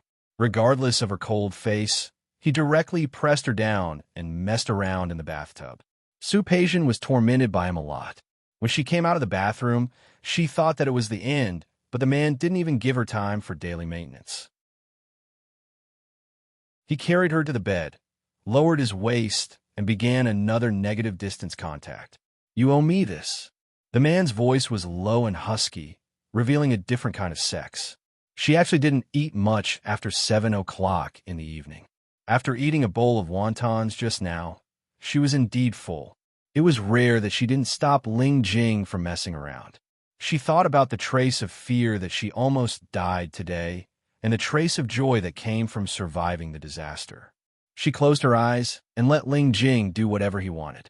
The man had an outstanding figure and was in the prime of his life. There seemed to be a passion in his young body that would never diminish. Little by little, again and again. She closed her eyes because she didn't want to give the other party a reaction, but the man was not satisfied with that. He used all means and effort to make her respond to him. Maybe it was the stimulation during the day, or maybe it was the stimulation at night. The moment the man bit her neck, Sue Paisian was enraged. She opened her eyes and looked at the man's upturned phoenix eyes. She stretched out her long legs and pressed the man under her body, taking the initiative. Ling Jing was stunned for a moment. Before she could react, the woman had already lowered her waist. The woman was on top, and the man was below. Everything was reversed. But it was a different kind of excitement. The night was long. Her biological clock woke Sue Paisian up on time. However, she couldn't get up. Yesterday, the bastard man used the name of collecting debts to press her down and beg her again and again. Later, she was so angry that she turned the tables and pressed the man under her body. She thought that the other party would give up, but she didn't know what she had done to provoke the man. Not only was the man very cooperative, but he also insisted that she continue like this. She usually exercised, and her physical strength wasn't bad, but in the end, she still lost. After all, the upper position was really a test to the body's condition. Her hands were a little sore, not to mention her waist and legs. She couldn't help but frown. Just when she wanted to get up, she found herself tightly in the man's arms. The man's hand was on her waist, and his wheat-colored arm was strong and strong. She lowered her head and looked at the arm, and for a moment she was dazed. The man's chest and her back were tightly pressed together. There was almost no gap. No man had ever hugged her to sleep like this. This position, from a psychological point of view, was a protective position. The man was hugging her like this, not below her. From a psychological point of view, the man wanted to protect her? Huh, how ridiculous. She didn't need his protection. She didn't need anyone's protection. She closed her eyes, removed the man's hand, and got up. The moment her hand was removed, Ling Jing woke up. He looked at Su Peijian, who was about to get up, turned over, and pressed her under his body again. You can still get up? Get out of the way, Su Peijian said expressionlessly. I want to go to work. What's wrong with going to work? Your company won't collapse even if you rest for a day. I said get out of the way. No. Ling Jing lay on him, using both hands and feet. The weather is good today. Let's go play. Ling Jing, don't forget, you still owe me one. Su Peijian sneered, and her gorgeous face was frosty. I remember we did it more than once yesterday. Are you complimenting me? Thank you for the compliment. What a shameless man. He could talk about anything. Su Peijian didn't want to talk to him anymore. She reached out to push him, but he grabbed her hand. He sat up and pointed at his face. You remember what you did yesterday, don't you? It was too late, and no one could see the slap mark at the time. Otherwise, how could he, the dignified young master of the Ling family, put his face? Woman, no one has ever dared to slap me in my life. Really? Then I'm glad I'm the first. TSK. Ling Jing pulled her body up and held her in his arms again. Don't you think you need to compensate me? Is 500,000 enough? I'll give it to you later. After Su Peijian finished speaking, she was about to get out of bed. Ling Jing was annoyed. He buckled her waist, and their naked bodies were pressed together again. He lifted her chin and made her look into his eyes, clearly expressing his dissatisfaction. Chapter 835. The rascally look on Ling Jing's face made Su Peijian frown. She tried, but she didn't push him away. She looked at him coldly, and there wasn't even a trace of emotion in her tone. Does it have anything to do with me? Did I ask you to pick me up? And if you don't take me there, will I be there? Women. Ling Jing was so angry that he lowered his head and bit her neck. I tell you, you have to pay it back today. Even if you don't want to pay it back, you have to pay it back. Otherwise, hugging Su Peijian, he spun her around and said in a threatening tone, I don't mind making it so that you can't get out of bed. Lunatic. Su Peijian tried to push him away, but how could she compete with a man's strength? He restrained her limbs, not letting her escape. He looked down at her face with a slight smile on his face. What do you think? Do you admit defeat? Are you going to let go or not? Aren't you going to return it? Su Peijian took a deep breath and forced herself to calm down. She stared at Ling Jing's long and narrow eyes, and there was a hidden anger in her voice. What exactly do you want? You owe me twice, so accompany me for 2 days. That's not too much, right? I said I have to go to work. Don't worry. If you don't work for a day, I'll collapse and the company won't be able to operate anymore. Su Peijian narrowed her eyes slightly and looked at the rascally look on Ling Jing's face. Who told you that I run a company? Her bright eyes were filled with sharpness. Even though she was being suppressed by him, her aura did not diminish. Do I even need someone to tell me this? Ling Jing leaned over and kissed her on the cheek. Her expression was as light as ever. You took 2 million yuan in one breath to cover me for half a year. Don't tell me you're just an ordinary white-collar worker. Su Peijian glanced at him. Can you let go of me first? No. Ling Jing was very rascally. You pay the debt first. If it was before yesterday, Su Peijian would have kicked this man until he couldn't take care of himself. Thinking back to yesterday, when this madman dragged her to crash a car and almost caused a car accident, although her voice was still cold, she did not struggle anymore. How do you want to pay me back? Let me say this first. I'm not going out. It was too cold outside. Even though she was used to the temperature in Rome City, she still didn't like the dry feeling of the wind blowing on her face. I won't go out then. How about you stay at home with me for a day? Childish. Su Peijian resisted the urge to beat the man up. I'm still very uncomfortable if we don't have sex. Her legs were weak and her waist was sore. She really didn't want to do it again. Okay, as long as you accompany me for a day. Ling Jing seemed to be very happy that she had achieved her goal. He smiled with a faint smile on his face. When he smiled, his eyes were very bright. They were clearly red phoenix eyes, but there was not a trace of femininity in them. It only made people feel that this person's smile was, she thought of a word to describe a man's smile. Su. Ling Jing's smile did give people the feeling that she was quite cheerful. She tapped his chest, motioning for him to release her. Knowing that she would not run away today, Ling Jing got up and turned to hold her waist. You promised to accompany me all day today. You are very annoying. If you scold me again, I'll press you down and do it again. No, one more day. Su Peijian had no intention of continuing this crazy argument with him. She got up and tidied herself up. She was too lazy to cook, so she called Xiao Zhao to send breakfast over. She didn't really like to eat takeout, although she could accept some of the requirements in life. But she also had her own insistence. Xiao Zhao arrived very quickly with a Chinese-style breakfast from a five-star hotel. Su Peijian sat together with Ling Jing for breakfast. The man's eyes were fixed on her. Even if she tried to ignore it, she still felt a sense of uneasiness. What are you looking at? I'm looking at you. Ling Jing stopped eating. I'm looking at how beautiful you are. Crazy. Su Peijian lowered her head and ignored this guy. Ling Jing was very interested. Say, you are so beautiful. Why don't you go find a serious boyfriend? Was he still thinking about that whole guy? TSK. What kind of taste was that? Su Peijian took his words as a hint. She looked up at him expressionlessly. The agreement between us doesn't seem to include that you have the right to interfere in my affairs. How is this interfering? I'm just curious and want to ask. Can't I? Su Peijian put down the milk in her hand and leaned back slightly. What about you? You are so young, but you don't want to find a good job. Do you want to be someone's toy boy? Ling Jing was speechless.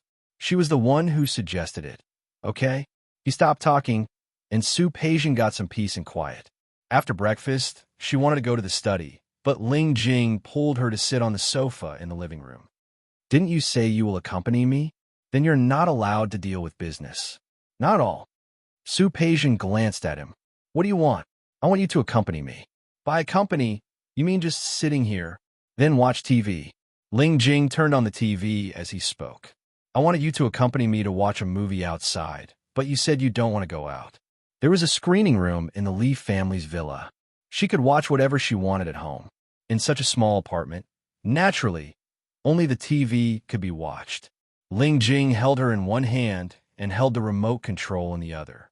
He casually changed a few channels, but they were all melodramatic or palace dramas. Su Peijian was the first to not watch it, not to mention Ling Jing. Watch this. The remote control in Ling Jing's hand stopped. Su Peijian looked at the screen. It was actually Cherry Maruko. She glanced at Ling Jing with an indescribable disdain in her eyes.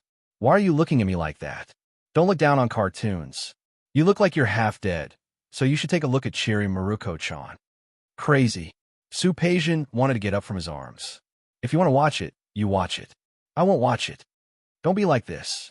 Haven't you heard of it? As long as you are alive, you will definitely encounter good things.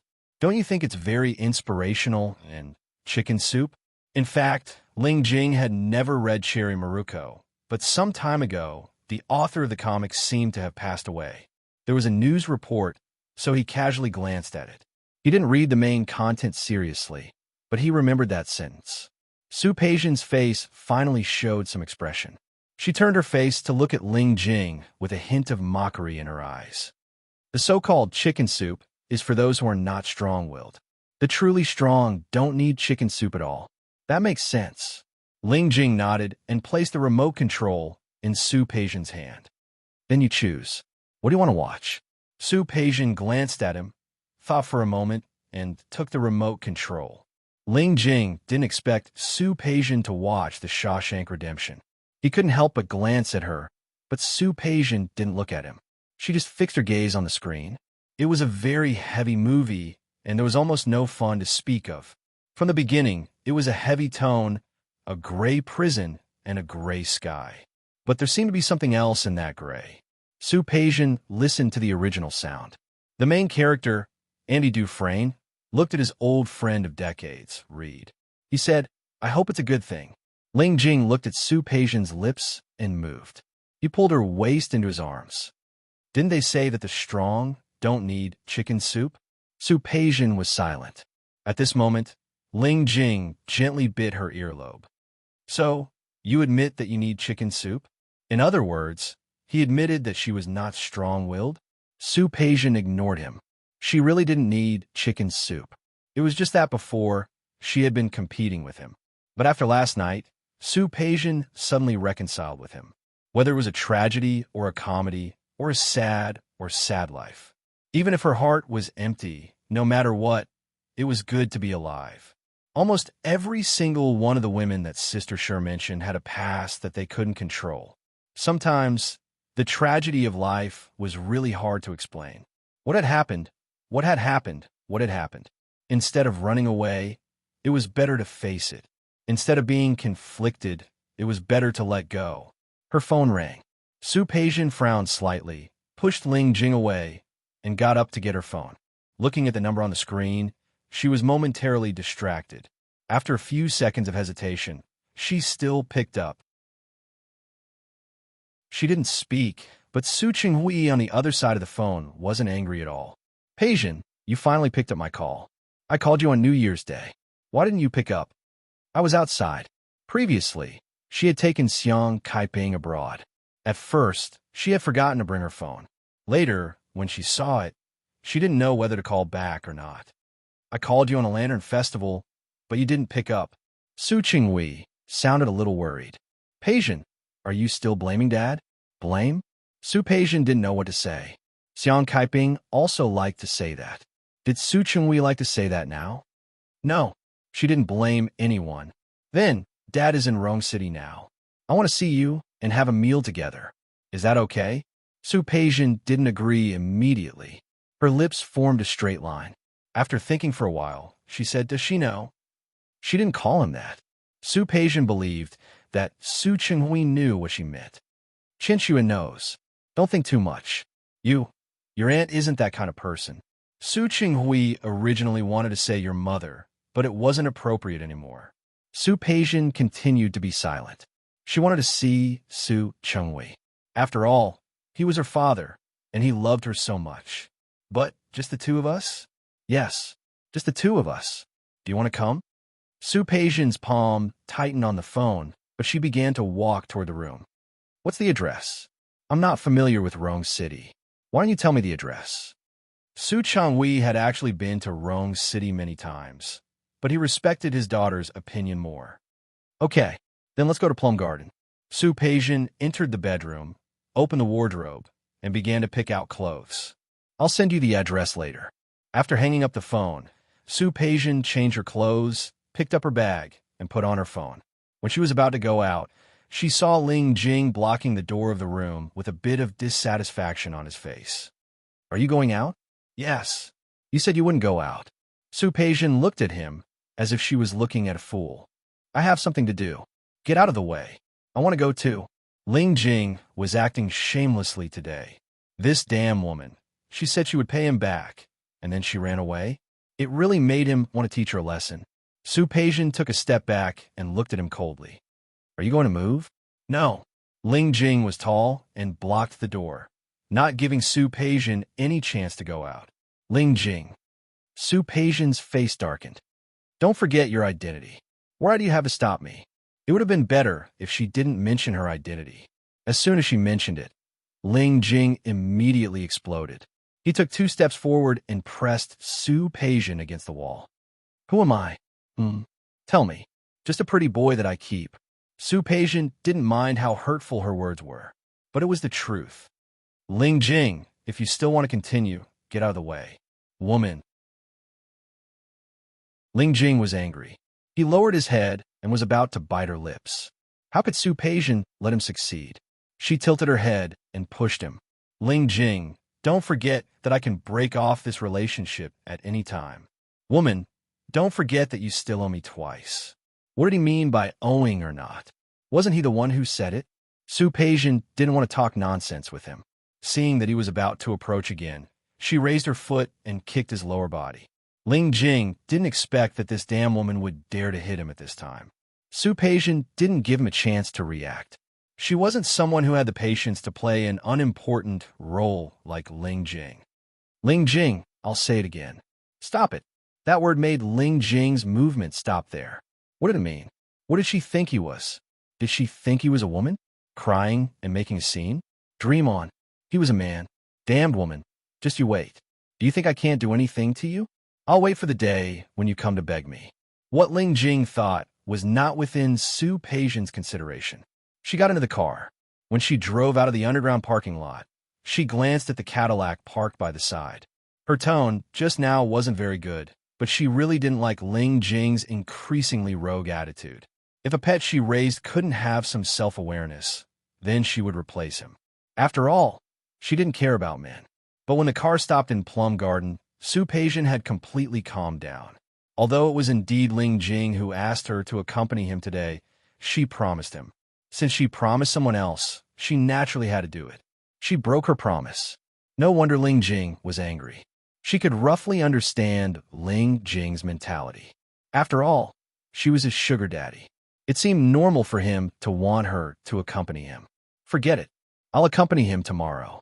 When Su Peijian entered the door, Su Chenghui happened to be there too. Seeing her, there was a smile on his face. He stepped forward and looked her up and down. Dad, Peijian. Su Chenghui withdrew his gaze and looked at Su Peijian's face. He found that she looked good. You're here. Have you waited for a long time? No, I just arrived. Su Peijian had already made a reservation when she arrived. It wasn't easy to make a reservation here. Fortunately, it wasn't a weekend, so there weren't many people.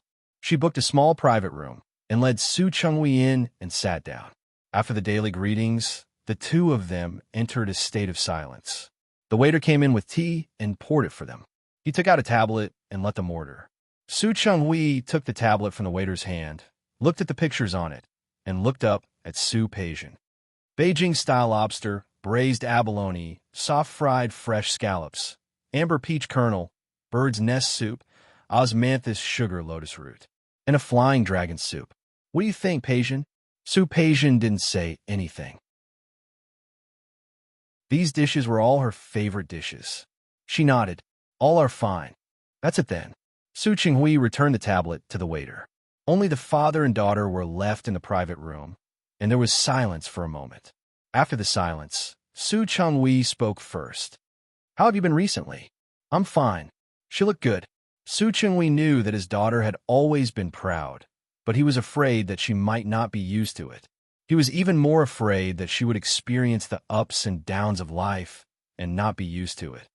Peijian, I actually came a few days ago. I went to see Qing Seng. You're not angry, are you? No. What was there to be angry about? She was already angry. Yesterday, she almost lost her life because of this. Su Peijian didn't want to continue this topic. These so-called debts and guilt were worthless to her after the fact. She picked up the teapot and poured a cup of tea for Su Chenghui. This Junshan silver needle is good. She was obviously trying to escape, but in Su Chenghui's eyes, she hadn't let go. Although his daughter's personality wasn't like that in the past, who knew if she would change after so many things? Peijian, have you ever thought about going back to Lin City? Back to Lin City? Su Peijian's hand holding the teacup paused. Why? Look, you're in Rong City, so far away from Lin City. If something really happened, I wouldn't be able to take care of you. If you were in Lin City, I would be able to take care of you. No need. Su Peijian lowered her head and didn't look at him.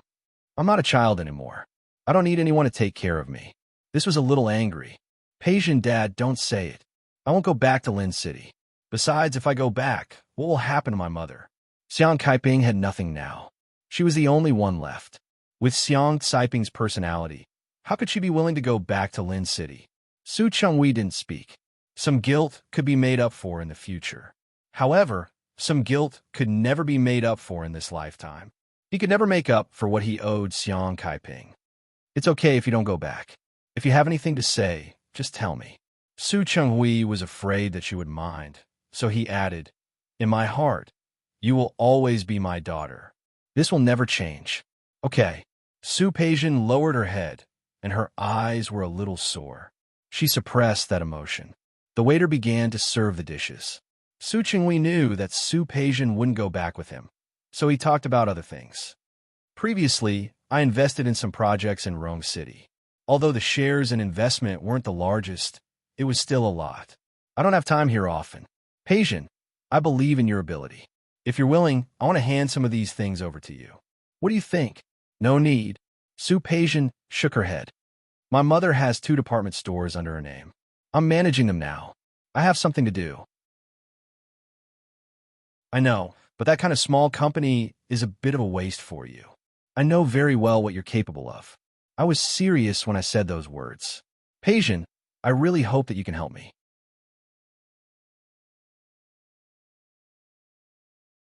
Chapter 836. The room was very quiet. Su Peijian lowered her head so that no one could see her expression. Su Chenghui was afraid that Su Peijian wouldn't agree, so he told her about a project he was working on, where you can join as a participant. If you're willing, I'll send you the information when I get back. What do you think? We'll see. Su Chenghui was a little disappointed that Su Peijian didn't agree right away, but he wasn't in a hurry. The waiter began to serve the dishes, and the father and daughter ate quietly. From time to time, Su Chenghui would put food into Su Peijian's bowl and talk about what had happened in Lin City recently. Of course, those things had nothing to do with the Li family. Su Peijian was only responsible for listening, not speaking. Su Chenghui put down his chopsticks and poured a cup of tea for Su Peijian. Are you sure you won't consider helping me? No. Su Peijian picked up the teacup and felt the warmth in her palm. Dad, I have something to do now. Although the 2 department stores are small, they're just right for me. As for the rest, let's talk about it later. Su Chenghui was silent for a while, then poured himself another cup of tea. He looked up at Su Peijian and said gently, Peijian, I know you might not believe me when I say this, but I'm serious. Your talent should not be buried. Su Peijian finished the tea in her cup and put it down. She looked at Su Chenghui. There was really no need. I'm doing very well now. I know that I'm no longer the Su family's eldest daughter. I wasn't thinking about going back either. Whether it's you or my mother, you don't have to feel guilty. Well, I've lost what I've lost. If I really want it, I will get it back little by little through my own efforts. I don't need your pity. How is it pity? Su Chenghui was shocked by Su Peijian's words. You're my daughter. I know what's best for you. I'm like all the fathers in the world. I want the best for my daughter. Peijian, don't think that I don't care about you anymore. Impossible. No matter when, you will always be my daughter. Always. Su Peijian's head was still lowered, but the expression on her face had changed a little. She looked up at Su Chenghui. They had been father and daughter for many years. Su Chenghui's words were true. She knew. Thanks, Dad. You're my daughter. Why are you thanking me? Su Chenghui was very kind and serious. Su Chenghui erased the mistakes he made on impulse when he was young. In some ways, he was a qualified father. Su Peijian knew. I have a lot of businesses in Rome City, and I meant what I said just now. It's okay if you don't want to take over. If you have other ideas, you could tell me anytime. Daddy will always support you. All right. Su Peijian's eyes were a little sore. She lowered her head and suppressed those emotions. After leaving the plum garden and saying goodbye to Su Chenghui, Su Peijian didn't go home immediately. Instead, she went to the company to take a look. The Lantern Festival had just passed, and people were still immersed in the festive atmosphere of the new year. The company's activities were very grand. Whether it was online or offline, business was good. After reading the report, Su Peijian sat at her office, feeling a little bored. It was not difficult for her to manage all of this. Thinking of Su Chenghui's words, she knew that he was telling the truth. Compared to Xiang Kaiping, Su Chenghui was undoubtedly more aware of her ambition. However, that kind of ambition was only in the past. Now, she had lost that ambition. Realizing that she was feeling sad in the office, Su Peijian shook her head. Chicken soup really didn't suit her. When she returned to Rome Garden, Su Peijian found that Ling Jing was not there. She frowned slightly and looked at Xiao Zhao, who was preparing dinner in the kitchen. Where is he? She didn't say who, but she believed that Xiao Zhao would understand. You mean Mr. Ling? He left. When they were arguing, Xiao Zhao was cleaning up in the kitchen and didn't hear it. Mr. Ling left not long after you left. After saying this, Xiao Zhao carefully looked at Su Peijian's face. He seemed very angry when he left. Angry? What was there to be angry about? Su Peijian didn't take Ling Jing's anger to heart. It was nothing more than anger that she didn't accompany him. At most, she would accompany him for another day tomorrow. However, Su Peijian didn't expect that Ling Jing didn't come back that day. Not only did he not come back, but he also didn't come back the next day. Su Peijian, who hadn't seen Ling Jing in Rome City for 2 days in a row, seriously thought about the conflict between them that day. It was true that she broke her promise, but wasn't Ling Jing taking her too seriously? Since he had such a bad temper, she would leave him alone for a few days. Su Peijian didn't take it to heart at all. She didn't even call or send Ling Jing a message. In the blink of an eye, she returned to the villa where Xiang Kaiping lived. She didn't come back for 2 days, and Xiang Kaiping was very happy to see her back. Xiang Kaiping didn't dare to control her daughter at all. It wasn't that she didn't want her daughter to come back to accompany her, but she didn't want her daughter to be unhappy. She was very happy that Su Peijian came back, but she would wait if Su Peijian didn't come back. As a mother, she couldn't do anything about it. Su Peijian was a smart person and had seen all kinds of people. She could completely see Xiang Kaiping's subtle feelings, which were between compensation and guilt. She could see it, but she couldn't understand it. She really didn't understand why people were always obsessed with the past. According to the current average life expectancy, Xiang Kaiping could live for at least 20 or 30 years. If she continued to be so stubborn, Su Peijian couldn't do anything about it. While living in the villa, Su Peijian still woke up early every day, but the result of waking up early here was that she could go outside to exercise. Rome City was actually still very cold in the first month. Early in the morning, Su Peijian changed into a set of thick white sportswear and went out for a run. It was still very cold outside. She didn't run slowly, but she didn't run fast either. There was really nothing to see in the early spring neighborhood. Even though their neighborhood was considered a villa area, they had put in a lot of effort to plant some greenery. However, compared to the beauty of Lin City, it still seemed simple and boring. After running 1 lap, the sun slowly rose. She was about to go home when she saw the golden retriever again. The golden retriever saw her inexplicably excited and rushed toward her. Su Peijian stopped and stood there motionlessly. The golden retriever, however, pounced on her without any hesitation. Just as it was about to pounce on Su Peijian, the dog leash around its neck was held by someone. It didn't succeed in pouncing on Su Peijian, so it barked there with some dissatisfaction. Dian Dian. A gentle male voice sounded. Lin Feixing walked around from behind the trees. When he saw Su Peijian, he nodded at her and said, "Miss Su." He was also wearing sportswear, and it was very coincidental. He was wearing white. However, Su Peijian ignored him. "Yes." Su Peijian responded as a greeting. She passed by Lin Feixing and wanted to leave, but he grabbed her hand at that moment. "Miss Su, what's the matter?" Su Peijian subconsciously frowned when she saw his hand grabbing her. Lin Feixing seemed to have reacted and quickly let go of her hand. "Sorry." He was a little uncomfortable, but seeing Su Peijian's cold expression, he couldn't help but say, "Miss Su, I've thought about what you said the other day." "The other day? Which day?" Su Peijian took some time to remember which day he was referring to. She didn't speak and just stared at Lin Feixing.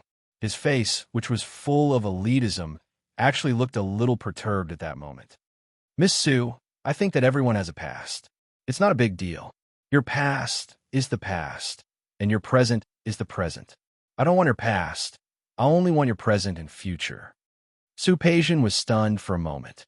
The golden retriever by her feet was still rubbing against her pants, and she was dazed for a moment. Mr. Lin, you can call me Feishing. Lin Feishing seemed to have finally mustered up the courage to finish what he wanted to say. In the end, he felt a little embarrassed.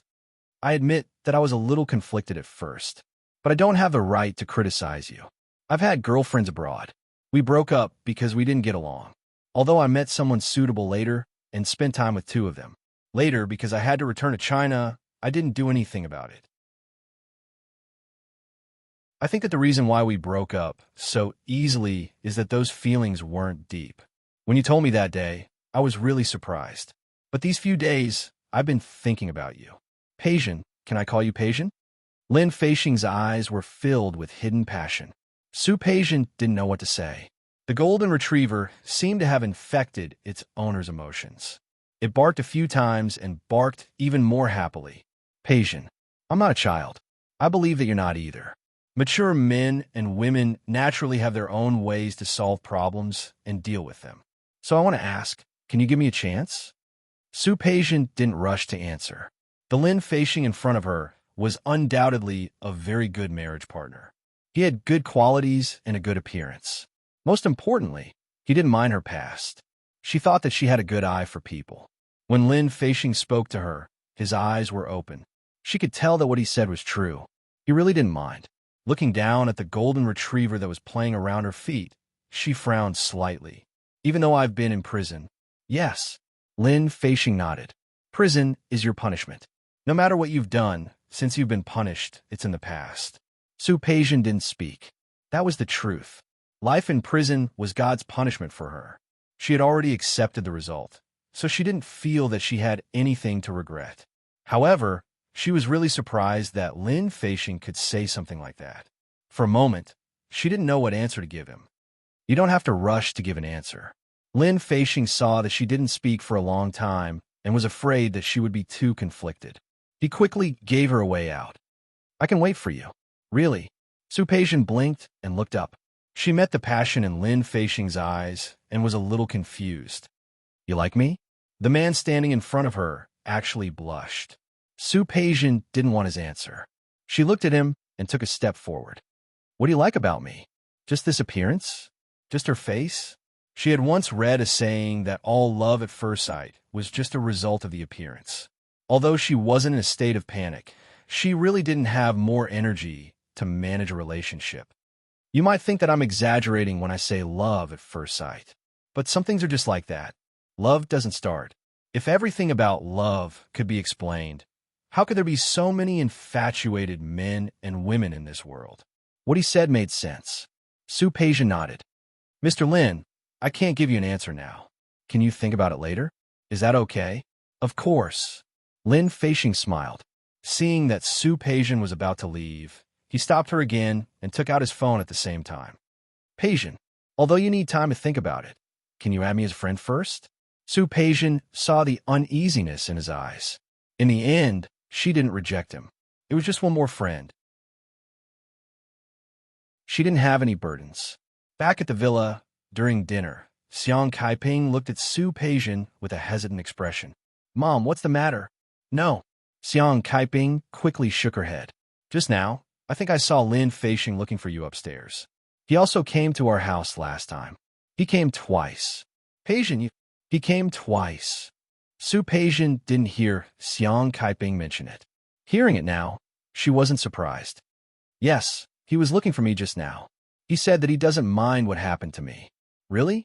He came to my house once before and said that. That's what he meant.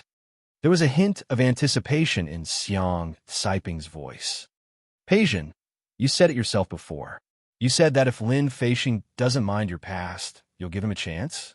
It wasn't that she was impatient, but Xiang Kaiping really didn't want to lose such a good son-in-law. I remember. I've already given him my contact information. As for the future, we'll talk about it later. Okay, that's good. That's good. It was best to have contact information. Xiang Kaiping's face was full of anticipation. She was afraid that Su Peijin would miss out on a good marriage. Su Peijin couldn't understand this kind of thinking.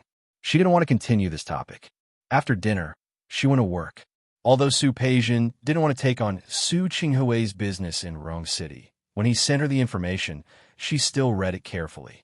She had to admit that at Su Qinghui's age, he had experience, and foresight. This project was indeed good.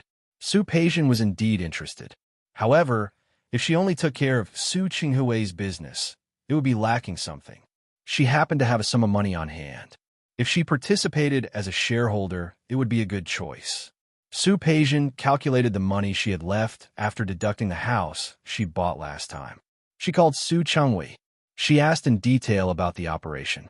In the end, she mentioned the funds and the people. She was part of the bargaining chip. Su Chenghui understood that. Su Chenghui couldn't be happier that his daughter was willing to take on the company. He immediately set up some details with Su Peijian. He also talked to a third-party partner and introduced Su Peijian's identity. In this way, Su Peijian was busy again. After she was busy for a week, it was already 10 days later when she finished all the information and the previous procedures. The first month of the lunar calendar was almost over, and she hadn't seen Ling Jing for almost half a month. When Su Peijian got off work one day, she suddenly remembered that her emotions had been quite tense recently. She needed to relax. As for how to relax, was there anything more relaxing than the balance of yin and yang? She called Ling Jing, but Ling Jing didn't answer. Su Peijian frowned. She really didn't know that the pretty boy she raised could be so angry. She originally didn't want to pay attention to it, but she more or less broke her promise that day. It was rare. Su Peijian patiently called Ling Jing for a second time.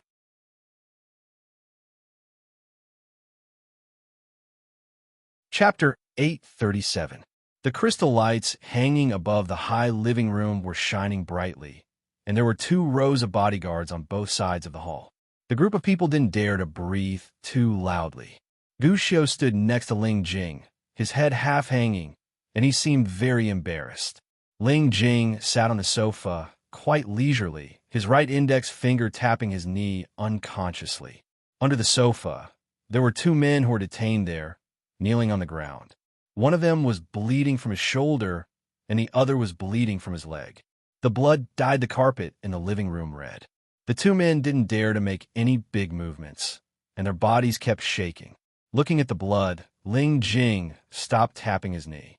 "You got guts. Coming here to kill me?" Ling Jing finally spoke.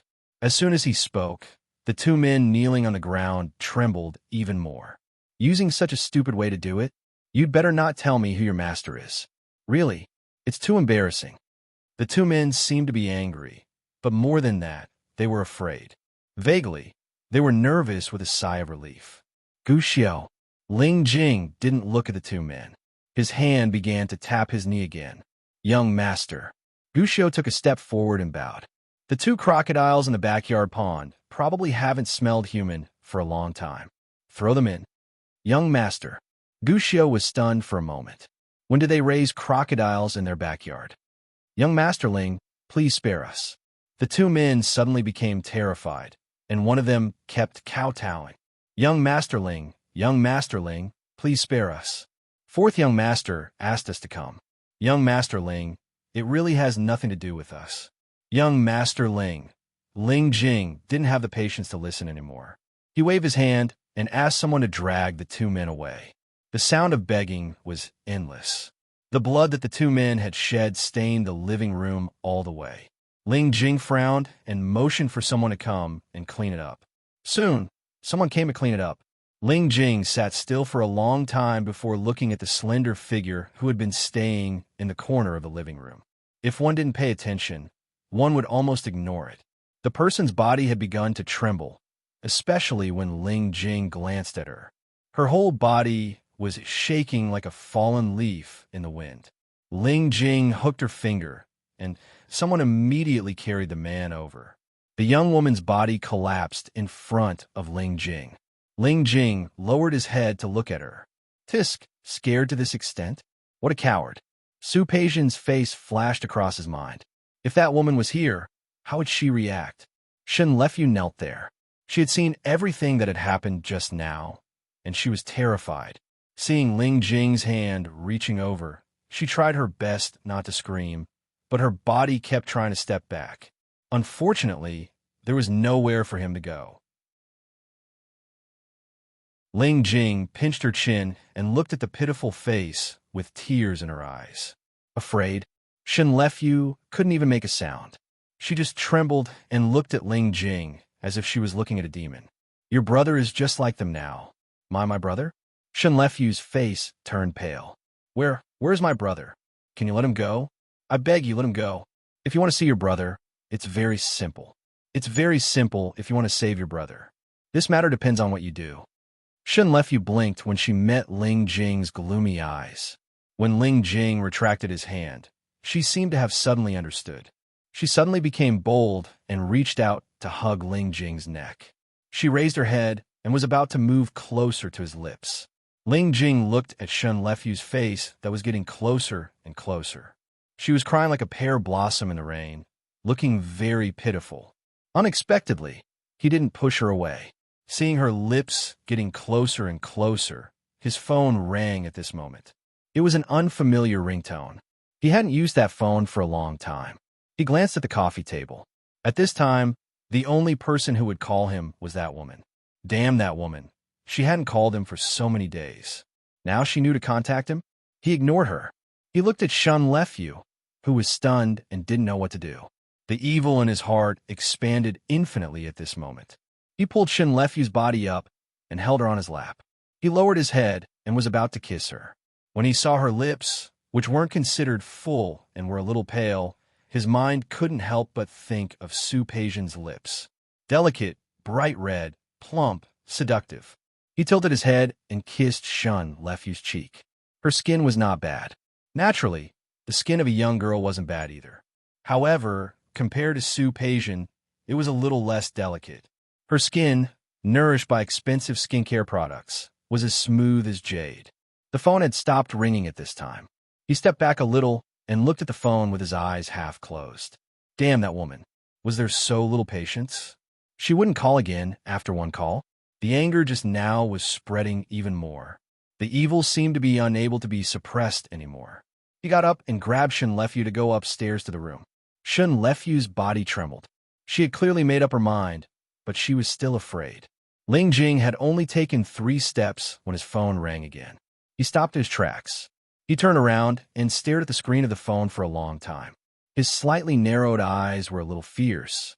He was still holding Shen Lefyu with one hand. She was dragged a few steps, but because he suddenly stopped, she bumped into his back. Ling Jing didn't have much patience. He turned around and glared at Shen Lefyu. His eyes were sharp as if he wanted to kill her. Get lost. Shen Lefyu's body trembled even more violently. It was as if she completely didn't understand why the man who looked kind just now was so gloomy. Ling Jing didn't care about her. His eyes fell on the phone. After watching the phone ring 1, 2, 3 times, he finally reached out and picked up the phone. On the other end of the phone, Su Peijian was about to hang up.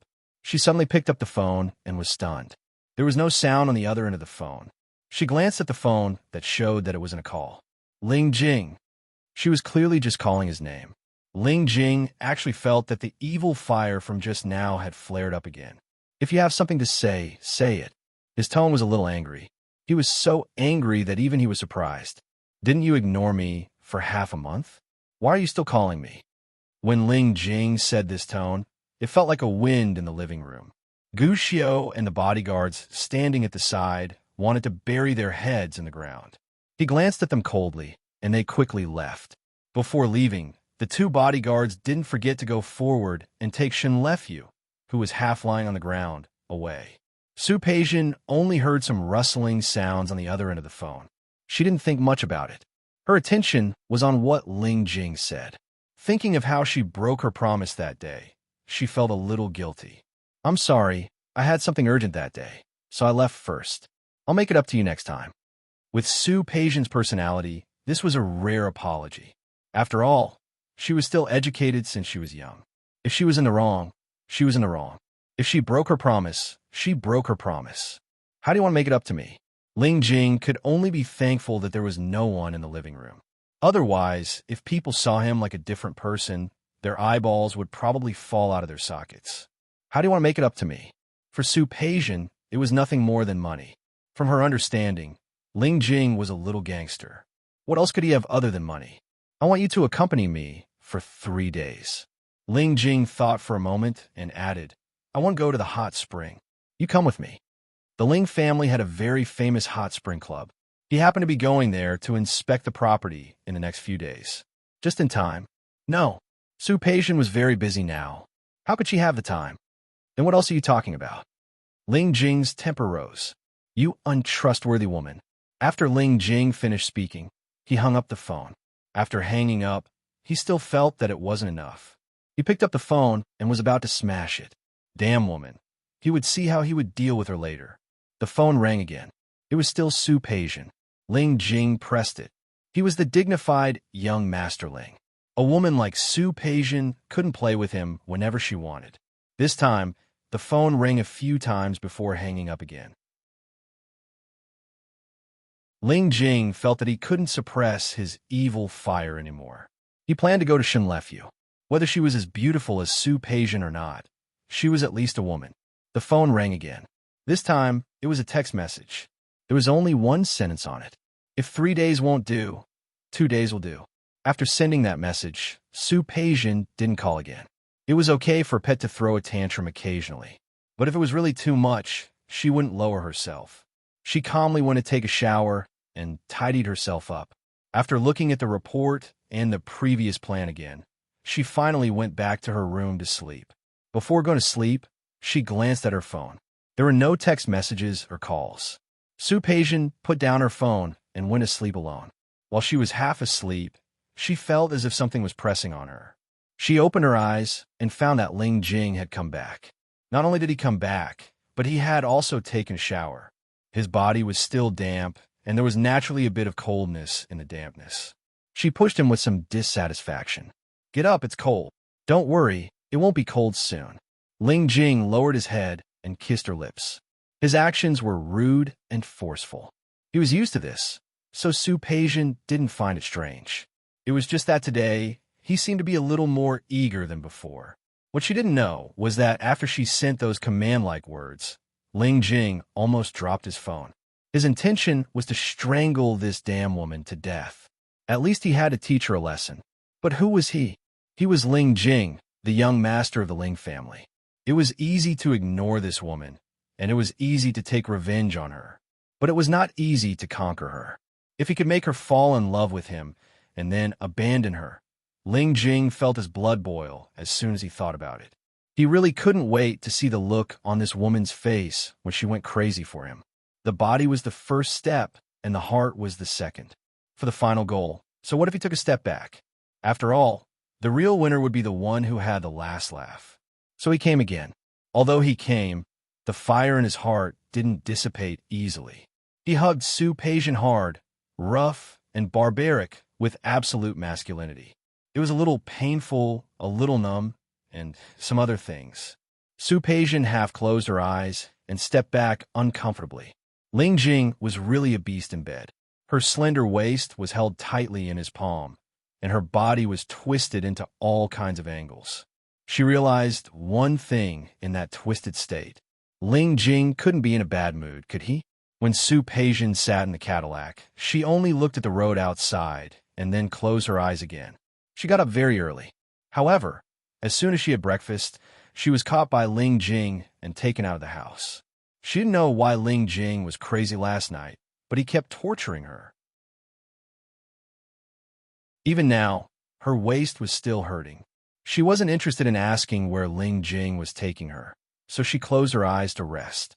When the car stopped in front of an antique building, Su Peixian just woke up. She turned around and looked at Ling Jing. He was looking at her. You're awake? Just in time. Let's get out. Her feet were a little weak, but after sleeping in the car for a while, she felt much better. She looked at the time. They had been driving for about an hour and a half. She stopped and looked ahead. The building in front of her was antique and very charming. Su Peixian was a little surprised to see such green tiles and white walls in a place like Rong City. Let's go. Su Peixian wasn't in a hurry to enter the door. She looked at Ling Jing and said, such a place should be a membership system, right? Ling Jing was stunned for a moment. At that time, he only thought that coming here to play could make Su Peixian fall in love with him after relaxing. He had completely forgotten about this. It's a membership system. However, I have a membership card. His expression seemed a little uncomfortable. Let's go. Su Peijian stood still. Your membership card wasn't given to you by your last sugar daddy, was it? There was a flash of anger in Ling Jing's eyes, but only for a moment. He gently shook his hair, took a step forward, and looked at Su Peijian. What? If I say yes, will you not go in? Su Peijian didn't answer and glanced at him. As soon as they entered the door, a waiter came over. When he saw Ling Jing, there was a flash of surprise in his eyes. Su Peijian wasn't surprised. Since Ling Jing came with the card of a former sugar daddy, it wasn't surprising that the other party knew him. Hello, madam. Do you have a membership card? Do you have an appointment? When the waiter met Ling Jing's eyes, he automatically swallowed the latter greeting and stepped forward respectfully to look at Su Peijian. It was Su Peijian's style to be straightforward. She took out a card from her bag and handed it to the waiter. I don't have a membership card. Can I get one now? Is that okay? Of course. But madam, what level do you want to get? Our different levels have different fees, and the services you can enjoy are also different. The highest level. Okay, madam. The annual fee here is 1 million yuan a year. The intermediate fee is 2 million. The Supreme membership fee is 3 million a year. Are you sure you want to get a Supreme membership? Yes. Su Peijian didn't dwell on these small things. After getting the membership, she turned to look at Ling Jing and put the card in her hand. If you want to come next time, use mine. What is this? Ling Jing held the card and stared at Su Peijian's phoenix eyes. You can calculate whatever you want. I just don't like it when you use other women's things to please me. That made her feel disgusted. You're tuning into the Romance Rendezvous YouTube channel. We're so grateful for your support, and don't forget to subscribe to join us on this incredible journey through captivating stories. Your generosity through donations truly makes a world of difference, as it's the primary source of revenue that allows me to expand and enhance this channel for you. Thank you from the bottom of my heart for being a part of this adventure.